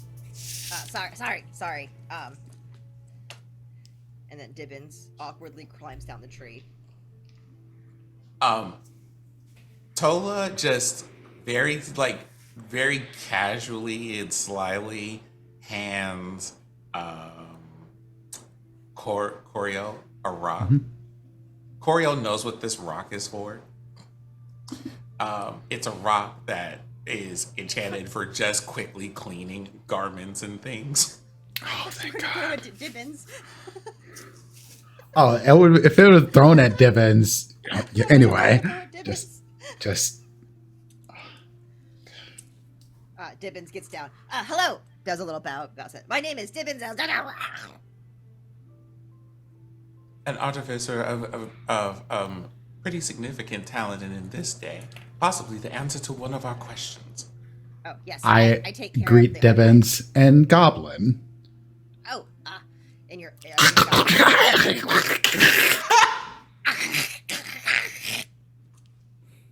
They're saying hello. Thank you for saying hello in my language. Uh-huh. How can I help you? It's not. People don't come to see me. Well, consider this the luckiest day of your life. Now then, would you happen to have like a side office or a table that we can speak to each other quietly, perhaps? Yes. You can step into my office, and they go take. We could do this without stepping into Dibbins' office. Potentially, but it might be best considering I don't know if we want to be conducting our business in the eyes of others. Fair enough. I can get behind that. Right this way. And then Dibbins is going to take you into the archives. And it's a little bit of a maze. You go like up a flight of stairs, down a flight of stairs, around a corner, back down that same flight of stairs, under a banister, and it's almost... It's a room underneath a flight of stairs. So, like, the room is, like, gets bigger, and in the far corner, you see that's where Billy kind of walks in and, like, stands in the corner. And, like, under the stairs area is, like, a little desk where he sits down, straightens up his little suspenders and hat. And it's a very cramped room for... with Dibbins and the Steel Defender and two larger-sized people.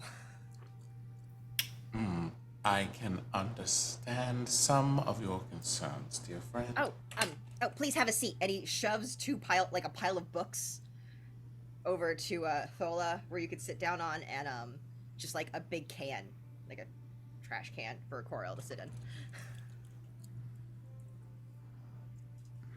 Please have a seat. Thank you, but I don't believe that'll be necessary for me today. Coriel sits down daintily on the trash can, moving the tail out of the way, wrapping around the leg, sort of thing. So, right,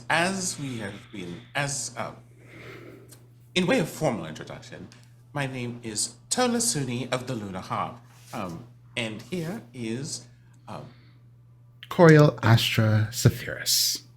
It is lovely to meet you. What can I help you with today? It is my understanding that you are aware of certain enchantments in a certain restricted area of archives. I mean, there's lots of restricted areas of this archive, and lots of enchantments. I don't mean to be rude, but you may need to be a little bit more specific. Oh, specific. Okay. Well, we would be looking at the 5th floor, entrance to the left of this building, where the Antirian typically enter. Oh, there was a broken window there yesterday, correct? That area. Yes. Was there? Interesting. Remarkable. I thought were you not coming to investigate the broken window and the book thefts? We are in fact here to investigate the book thefts, but the broken window is a very interesting thing. Would you mind telling us a little bit about that? Oh, it is a window. It is 3 foot tall by 1 foot wide. It had a stained glass relief with glass and wire. It was put in probably about 300 years ago by the great artist. Oh God, what was the artist's name? Bunch of Starbursts. They were a fairy, and they put that in there. Well, fantastic. So let me ask you a question. Being as knowledgeable as you are about this area of the archives, are there not protections against that sort of thing? Is this area Yes. not magically fortified and whatnot? It is. Could you tell us about those Inside. fortifications? And they just kind of look at you, and you look. You could see that they're trying to figure out if they should tell you like a big secret or not. Like the secure. You're asking for the security system of the library, so they're Well, allow me to explain this. The books that I have come to look after, which you know are missing, have particular magics in them that, were they to be used, could effectively do a great deal of damage to several realities, including, for example, the veil. well, I could take you to where the window was broken. Yes, but, my dear engineer, here's the issue. The issue isn't necessarily just the broken window, or the missing books, or the other missing items, which are yet to be discovered, but rather the fact that someone was actually able to break into a restricted section of the library with an installed magical security system. Would you like to tell us how that happened? Because I don't stop things from coming in. That's not how this building works. You're supposed to be able to come in. But they broke a window from the outside, so they broke in. They didn't break out, they broke in. And I wasn't prepared for break in. I was prepared for break out. I see. Well, here's the issue, right? What is would that be isn't getting the out? Don't worry about it. No, I We am are very worried really about worried this. about it. Very, very, very worried about this.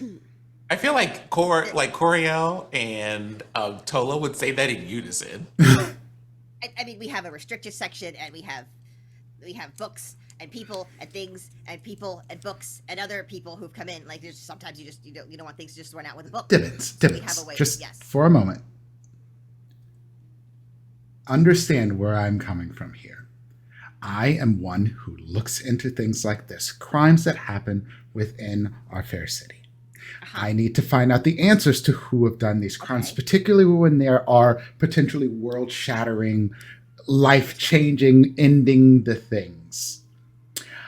If you have any information that can help us with this, I prefer you to tell me this information, because if you don't tell me this information willingly, then I will break into your mind and steal it. And that is usually not my preferred method of doing things, because I like to be liked by people. I really do. Ask Tola. I love to be liked. I love to have people at my parties, be a good dignitary and all of that. But if there comes to a point where the world is going to end and I have to steal memories from your mind to do it, I'm sorry, Dibbins. I really, really, truly am, but I will steal them. Dibbins looks at you for a minute, kind of cocks his head from one direction to the other. When you said something about stealing memories, you heard the steel defender behind you shift Oh, yeah. and move a little bit. And if you look behind you, he's slightly turned towards you now, instead of just standing to the side. So what you're telling me is you came here looking for an answer that I don't have, and are now threatening me if I don't tell you the No. answer. That I don't I'm have. saying the answers Yes, that you do have. They asked me about a window, and I told them exactly what they wanted to know. They asked me about traps for breaking out, and I told them what they would like to know.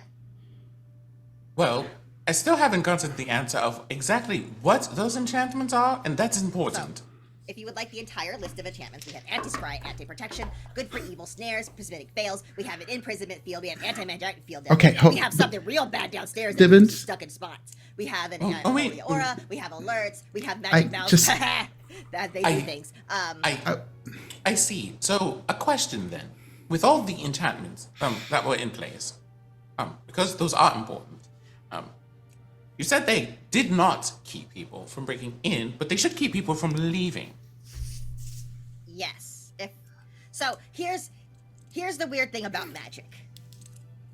Magic doesn't always work like you think it is. Magic is made to prevent people from doing a crime, but if the person doesn't think they're doing a crime, or they're not evil, or they're not bad, or they don't walk past the mouth, or they have a way of flying, or they have a way of doing things, everyone has ways of getting around.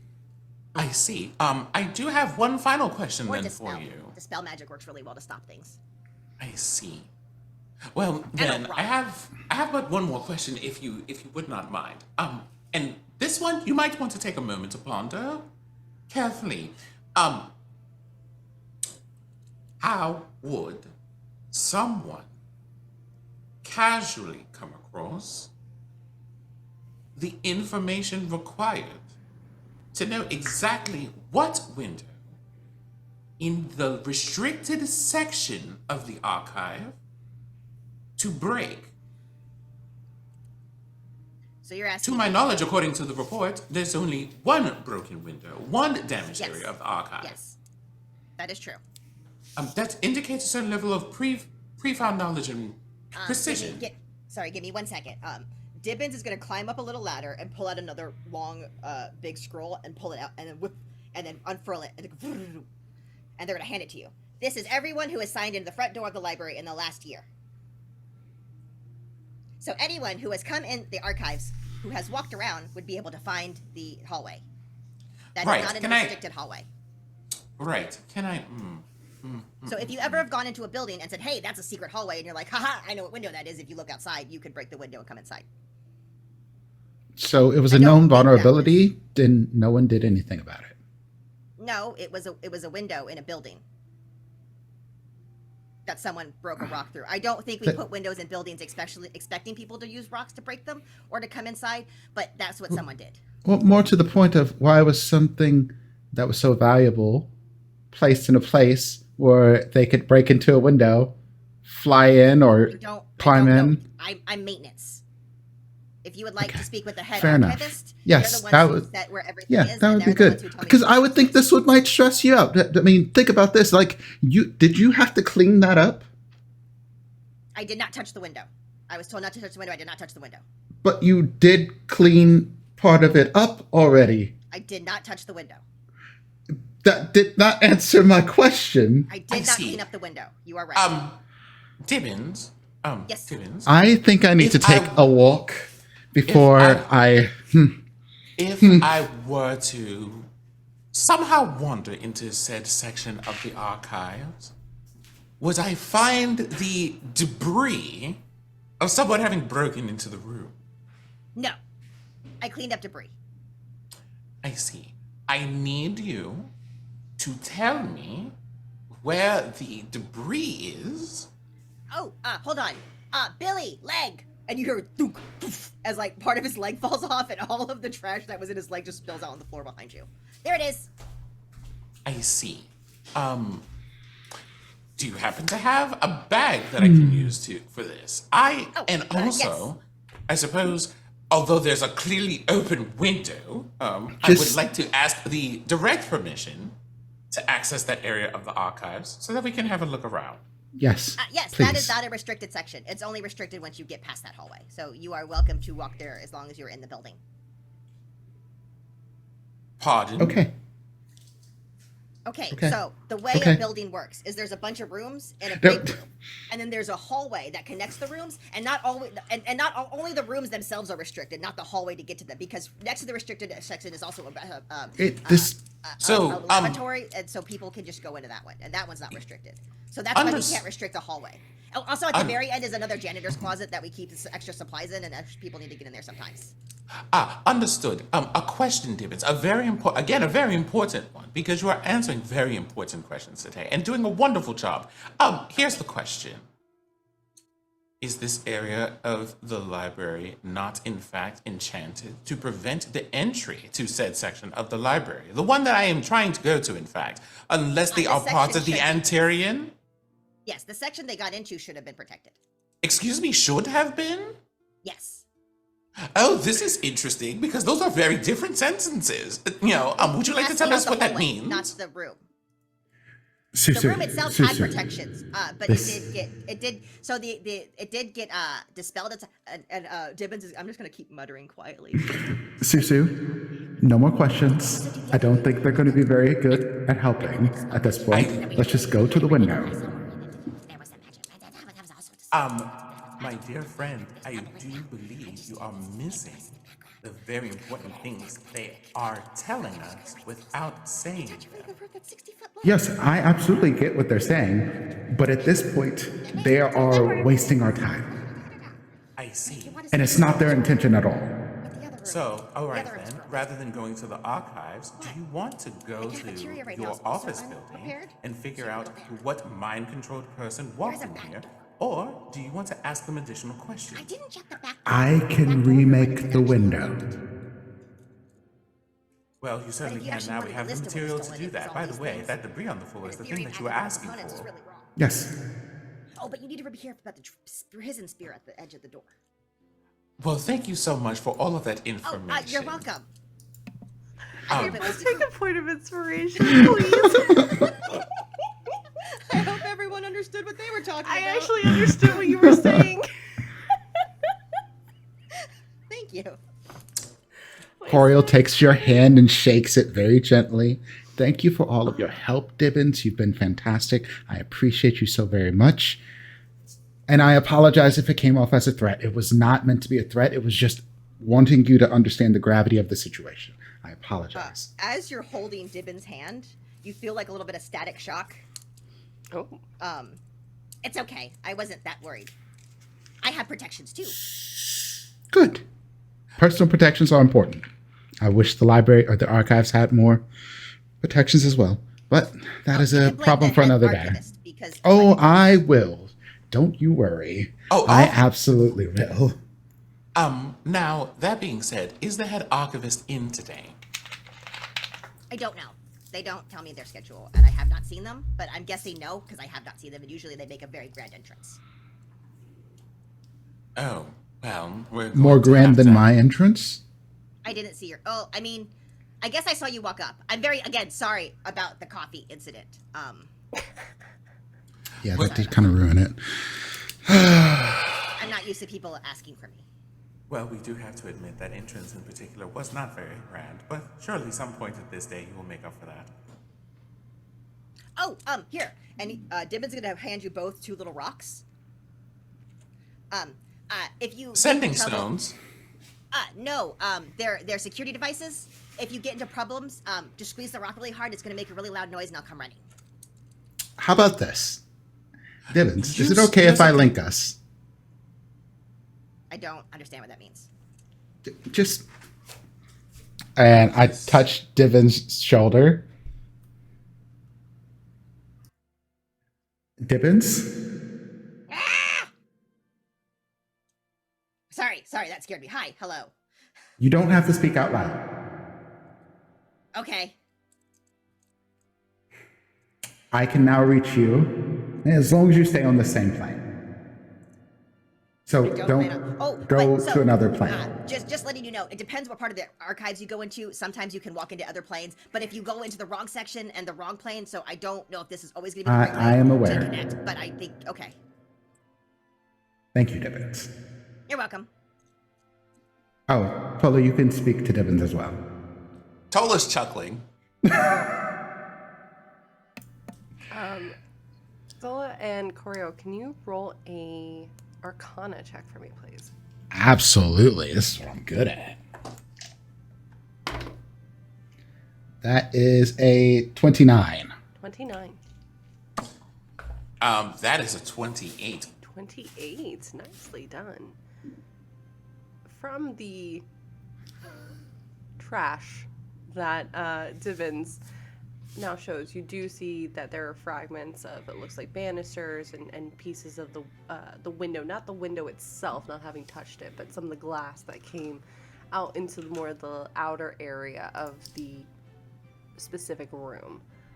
With that, you sense magic in these splinters of wood, glass, stone. Whatever enchantments are used to keep this section of the archive secure, the magic still remains. So it wasn't dispelled. Interesting. So it had to be one of us. Oh, dear. I ill like this, friend. But this is why it is very important to talk to your maintenance staff and your engineers. Thank you very much, Dibbins, for all of your assistance today. We will be taking some of this, and I just like scoop up a bit of this as I can. Yeah, Dibbins for sure gave you like 3 or 4 different. There's just random tote bags and stuff and bags that he has laying around. Just like I take like just one tote bag because it's easy to make one tote bag look fashionable, but not two. How good of shape is your Steel Defender in? I know it's a random question. So, if at a quick glance, it is rusty, old, steam pat. Like it doesn't look good. But if you know magic, if you look at it for more than a few minutes, you'll see like everything has been redone. Like the bolts on him are new. He has like new pieces on his body. Like he's been very well taken care of. And you think if you looked at it long enough, you probably figure out it's in really good shape on the inside, the part that matters. Got you. Okay. You do see Coriel give the Steel Defender an appraising look. Just, you're a good engineer. I can tell. Yeah, that's just all Coriel says to Dibbins. You're a good engineer. You know what you're doing. You. I try. Well, come along. We have to go see this window. Seems that we do. So you make your way up towards the upper section of the library, the restricted section. It looks largely like the rest of the library itself, but as each of you approach, we're going to carry that Arcana check with this next little bit. The moment you get on the floor, the hairs on the back of your neck pick up. The magic is still intact, strong.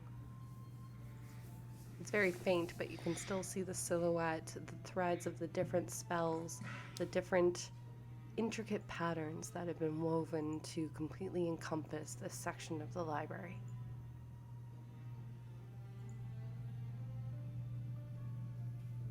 Can you both roll an investigation check for me, please? Absolutely. This is the other thing I'm good at.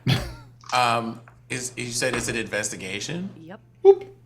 I am going to forego that roll. I'm going to just go, hey, this is Corey's thing to do, and I'm going to let Corey do her thing.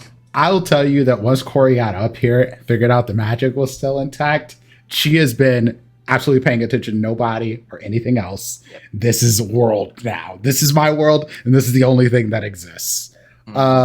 So with that roll, that is a plus 9. Yes. So that is a 26. 26. You get immediately categories, names of the spells. I just messaged you in Discord, by the way, with the list of the different spells that are interwoven to protect this area. Things as simple as anti-scry and anti-teleportation, to silent spells, protection from good and evil, snare, prismatic wall, invulnerability, imprisonment, anti-magic field, holy aura, alert, as well as several prison spheres have also been set up. You can still see, even though the banister has been mended recently, the spiderwebs of magic interwoven, hanging on.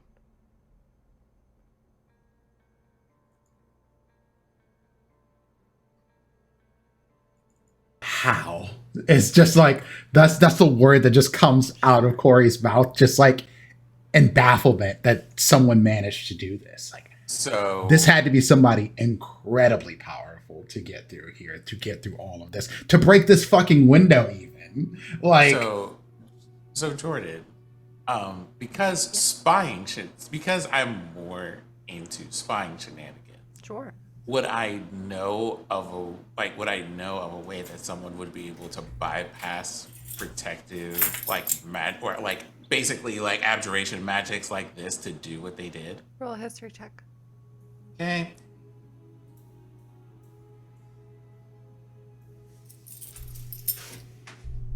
That history check is a 21. 21. Not really. This is very strange. Nothing to the effect that, oh, they can just be bypassed and then the spells are already back in place. So, either, potentially, the spells were dissolved and then recast, or there's something else at work. But nothing comes to mind.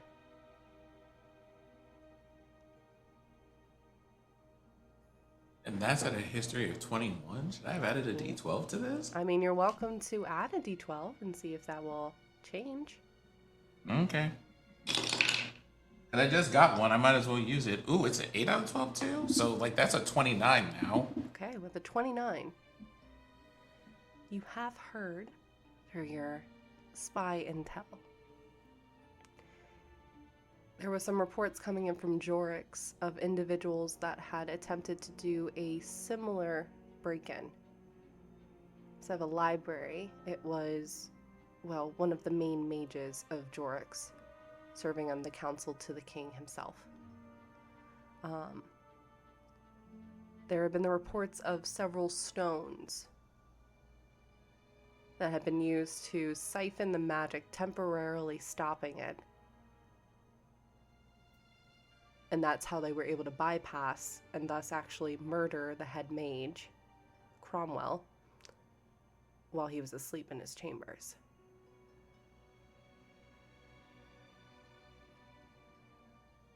You know that the only person that could recast these spells would basically, it would take the entire Antirian to reset all of this, but the main order would have to come from Helderwood, who's the main archivist, the main keeper of the archive itself.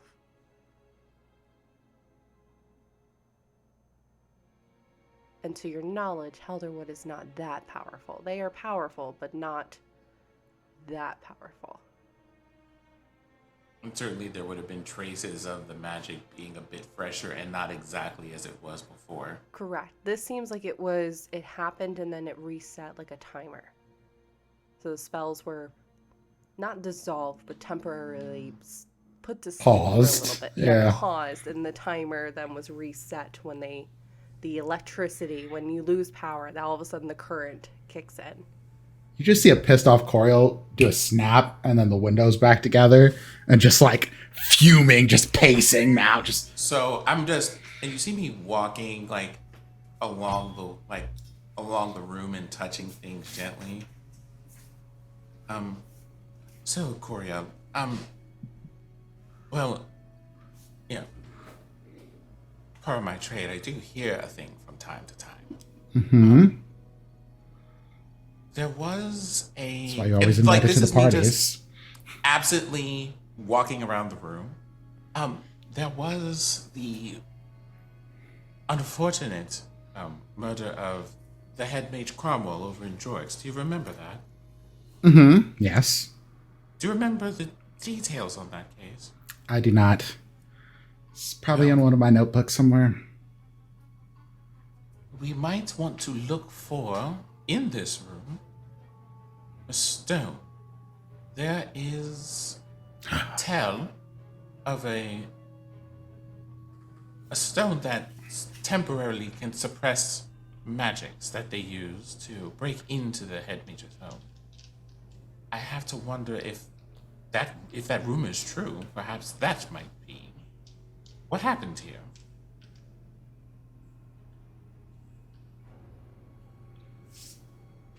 Well, maybe. Why would they leave it? Oh, well, I suppose it wouldn't much matter if they got what they came for. It has to be incredibly rare to do something as dramatic as this. Well, the only other option would be someone broke in here, like disabled the magic, broke in here, recast the magic, which would probably ring as a newer and fresher magic in this room. and then Mhm. left. There are collections of mages that could cast that spell, but Collectives of mages. That is what has been on my mind. The collectives. There's whole groups that do this. I don't know if they could do this. This isn't our magic Without careers. being detected? To not get hit by the... I'm going to look for a stone. Okay. While Let this is you happening. roll investigation. You just see little crackles of static electricity come out of Coriel's nose when she does that long breath. Sure. Dibbins? Do you have tea? Oh shit! Sorry. I didn't. I was just running down the hallway. I didn't. Wait a I went minute. the wrong way. I didn't know I was The there. sto- the- Yes, I can make some tea. I'll be right back. The stone is an object, right? Yep. Can I use fairy fire in this room to outline all of the objects Well, that it contains? The spells are There's still so many. active. Oh, God. Everything. Everything is still active.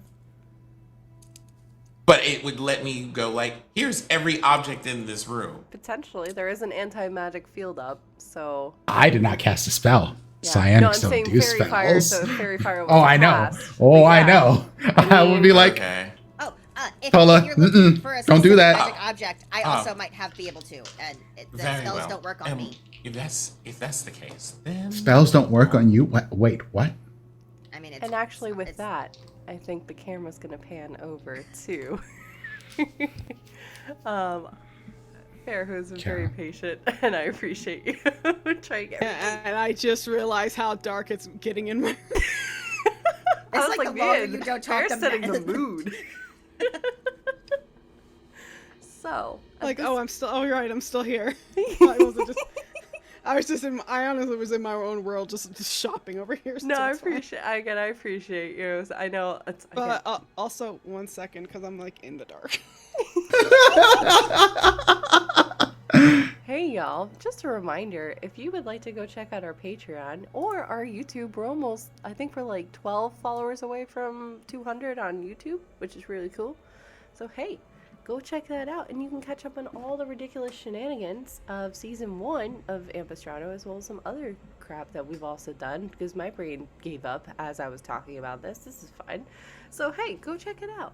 It's a fun time, as now we turn back to Bear. So,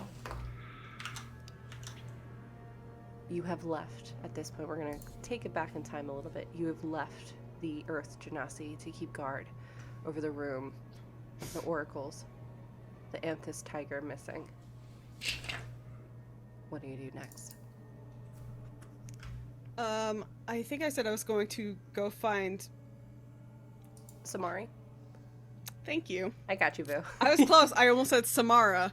I was It was close. close, yeah. That's the bitch from the ring. Yep.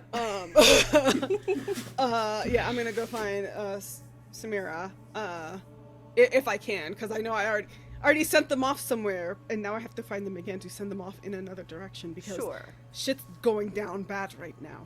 Very bad. She's still in her office, but you can see she's got about a zillion of these mirrors and kind of ways to speak to multiple people at a time. And she seems to be, as you're kind of approaching into the room, she seems to be relaying everything that you have said to the other kind of people of your position, the Caldera, across Ampistrano. Basically, the beacons are lit and she's trying to just alert. Because not only are we working on a very short time frame, is what you're hearing her say, is we don't even know where this is going to be happening. Yes, Felk has been noted, but are the other cities also being targeted? Are the other areas of Ampistrano itself? Are the passageway of the stars? Do we need to watch that? So everyone's basically being put on high alert as you're Okay. kind of coming in.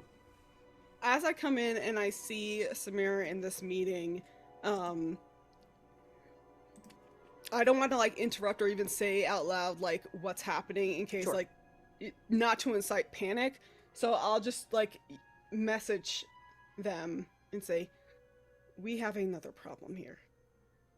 You kind of see her like very almost imperceptibly moving her head in your direction and kind of making that like peripheral eye contact with you. Basically agreeing, and you feel her mind just unfolding before you. A mixture of fear, but also just for a moment annoyance, kind of pushing through the thread, as she's also making that connection with you of just like, what else? The amethyst tiger is missing. The oracle. The oracle's missing. Yes, I was alerted by and somebody knew. I haven't had a chance to meet them before, but they told me, and I went down to check, and it is gone. It's gone. I've been told too, and you're hearing this. She's still having a full-on conversation with everybody else. Seemingly is trying to give an air of calm, but you can sense a slight panic in her voice. Interesting. I've also been informed that there was a break-in at the archives, as well as in the capital.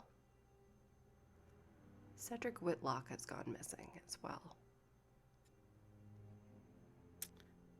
Who is Cedric Whitlock? So, run your roll Who history is check for me. that? Oh, fuck. I should stop asking questions. I was gonna have you roll anyways. I'm gonna use an inspiration. Sure. Okay. 12. 12. Okay.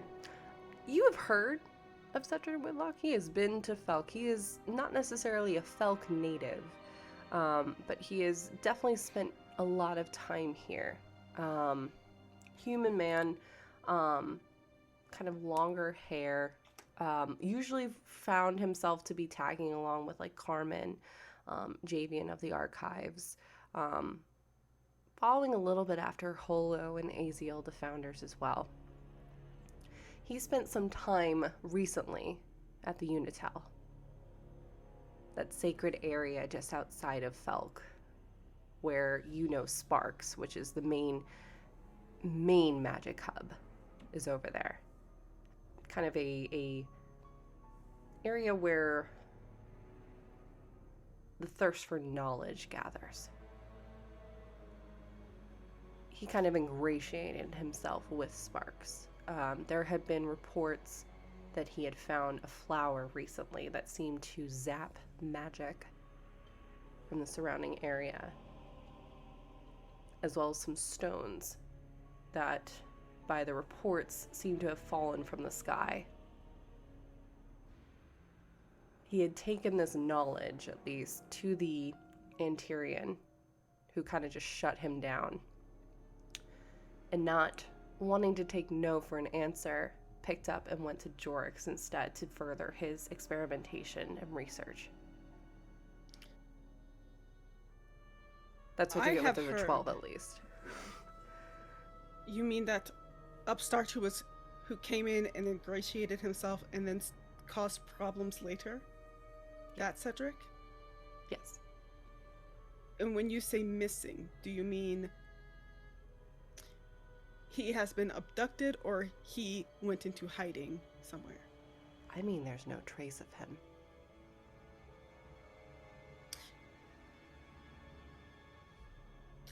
I don't believe in coincidences.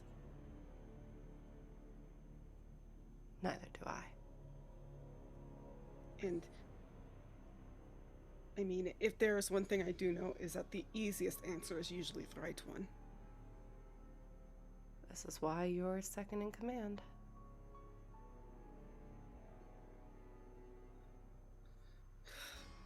And that's why you are in first, because I do not know what to do. Right.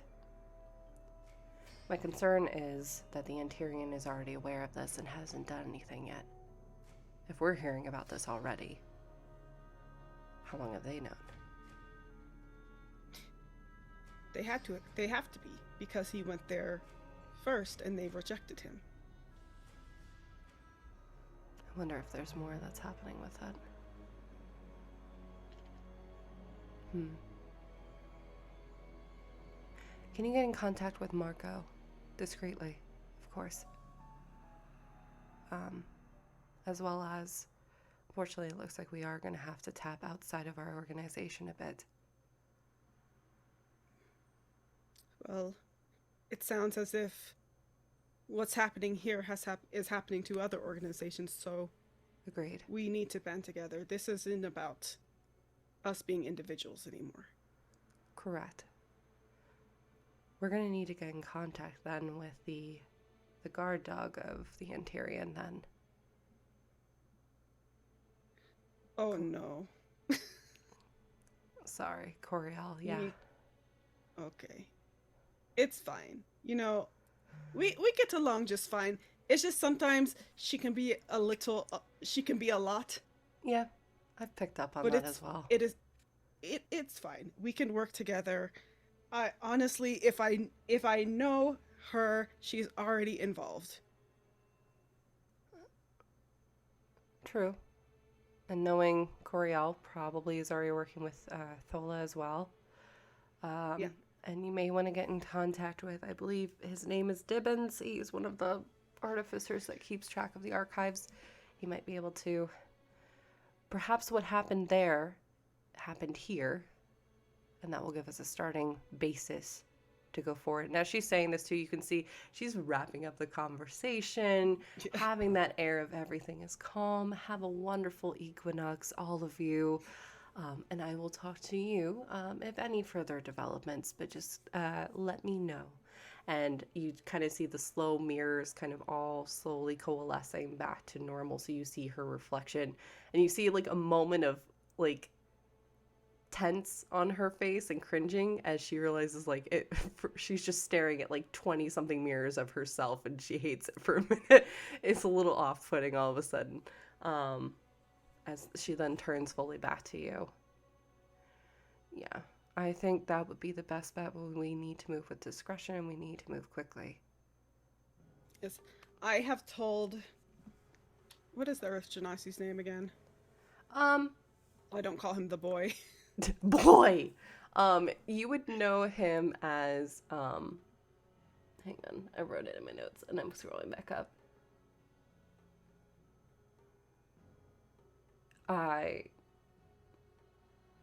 Zaris. Sorry. Okay. I have told Zaris that discretion is the most important thing right now. Yes. I did not say this out loud, but I think it was implied that under threat of his life, if he let this get out, it would be his ass. So. Correct. All that's fine. I told him nobody goes in, nobody goes in. If nobody goes in and nobody can come out because there should be nobody in there. No. Already. You do that. I am going to get in contact with Carmen and Javian as well. See if I can move what little chess pieces that I do have from my area as well. Yeah. Before we separate, do you have anything to prevent people from reading your mind? Sure. You're welcome to pop on down to our storage. I believe we have some mind shielding, either rings or potions of sorts that should work for a bit. It's a fair point. Perfect. I will be leasing one out. You don't need to lease, they're yours. Amazing. She puts one on each finger. Yep. and takes a potion for extra measure. I love it.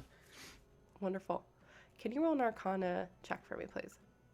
Yeah, I will as soon as I go close the door because the dog just broke in. Sure.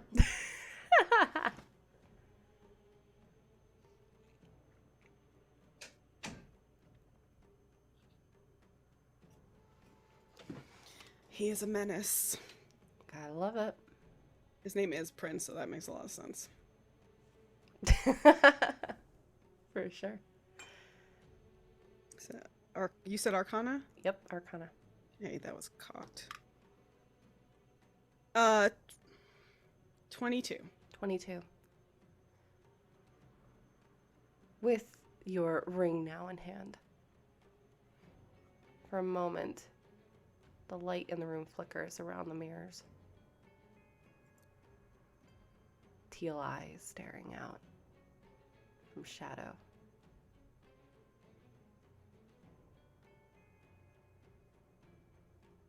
It turning its head to the side, just watching curiously. Seems to be moving from mirror to mirror. You can kind of see Samara ever so slightly tense up. Also, even though her back is turned, seeming to sense the sudden bloodlust that's in the air.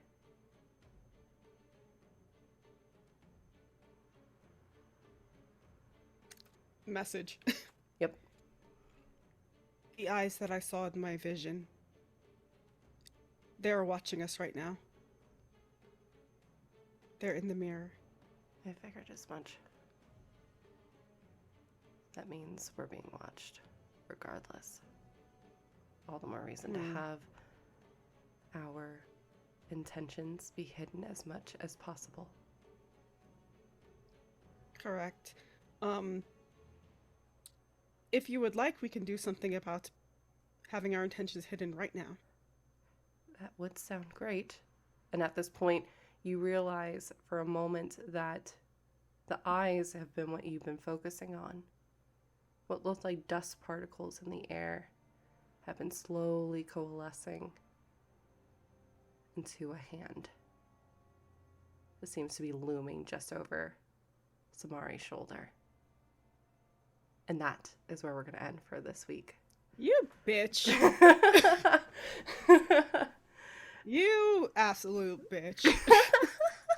I would like to once again call for D&D court for yet another trial. D&D Jordan Lee versus the players to send Jordan to jail. I'm good. Yeah, how fucking dare. How dare. Don't do that. Oh my I don't like it. I hate it. Yeah, no, I wanted to, it was a perfect place to stop so we don't go long. Because I know some of us are tired and not feeling the greatest too, so keep an eye on that. With all of that. And I didn't want to get us too deep before, so that way Robo can be in on it too with all the chaos.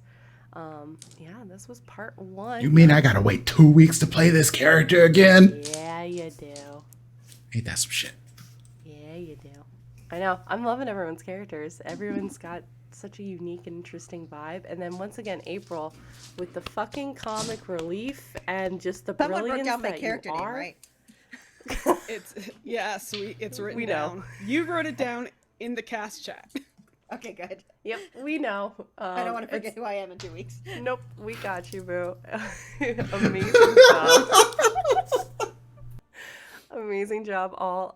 Do any of you have any announcements you want to make? Because, like I said, this is the last episode before we're breaking for the end of the month, and then a lot of us will be at PAX U, so there will not be an episode the first week of December, but we'll be back the second week of December. Come see us at PAX. Yeah, we got panels and shit. Yeah, We we busy people. Yeah, we are. Yes. Yeah, And Amir said it's the busiest first PAX anybody's ever had for me. Yep. It is. Like, seriously. yeah. Well, again, congratulations being a PTI fellow. That's amazing. We love to see this. Wham, wham, wham. Love to absolutely well deserved. I would like to say, make a small announcement. Sure. So, next week is a week that is combinations of joyful and challenging, depending on the person that you are. So, everybody, please, if you are in the U.S., be extra kind to yourself next week. Yep. Yup. Agreed. Agreed. Be extra kind to yourself next week. Use if you if you have a quota for saying the word no for a week, triple that shit. Yep. Really for the next month. Yeah. Next month. Take care of you for the next month. Yeah. Mm-hmm. Because some motherfuckers gonna test you. Yep. They will. They will for sure. And hey, if you're looking for something else to watch tonight, go head over to Transplant Oh, Our. Jordan. What? What it is. You You are turned into a robot and broke up. We only heard every third word. Am I good now? Yeah, you're good now, but you Okay, were that having a was little weird. moment. It sounded fine to me. Yeah. but- Beep boop boop boop beep. Beep Hell, and how was it's you. Prince. I hate it. But also, if you're looking for something else to watch tonight, head over to Transplanar, as they are also doing part 1 Do of the their thing. finale. It's going to be fantastic. I've been loving watching it. Incredible group of people, seriously. So go check them out. I'll be in chat watching for sure while editing this episode. But yeah, go check us out at PAX U. Yes, fair. Yeah, check us out at PAX U. Check our schedules on whatever's. Also, you know, kind of to go along with, like, you know, next week, be kind to yourself and all of that. Also be sure to be kind to others and maybe check out some boycott lists. And maybe, you know, don't give your money to certain corporations who are funding bad things in the world. Yeah. You should check out like BDS lists to see who you should not be supporting in these times, especially given that it's Black Friday. Yep. And also land back. Yes. Those are my 1000%. announcements. No. Speaking truth. Amazing. Anybody else before we get out of here? All right. Moist. I got one in right before we end the You stream. did, Good you job. did. I'm gonna do the counter. All right, y'all. There you Yep, go. there you go. All right, y'all. We are going to head out of here for now. We really do appreciate you spending your Saturday afternoon with us. We'll see y'all, some of y'all at PAX, and we'll see the rest of y'all on the interwebs and in December. All right, y'all. Have a good rest of your evening. Bye-bye. Pop, lock, and drop it if your knees can hold up. You know, ours can.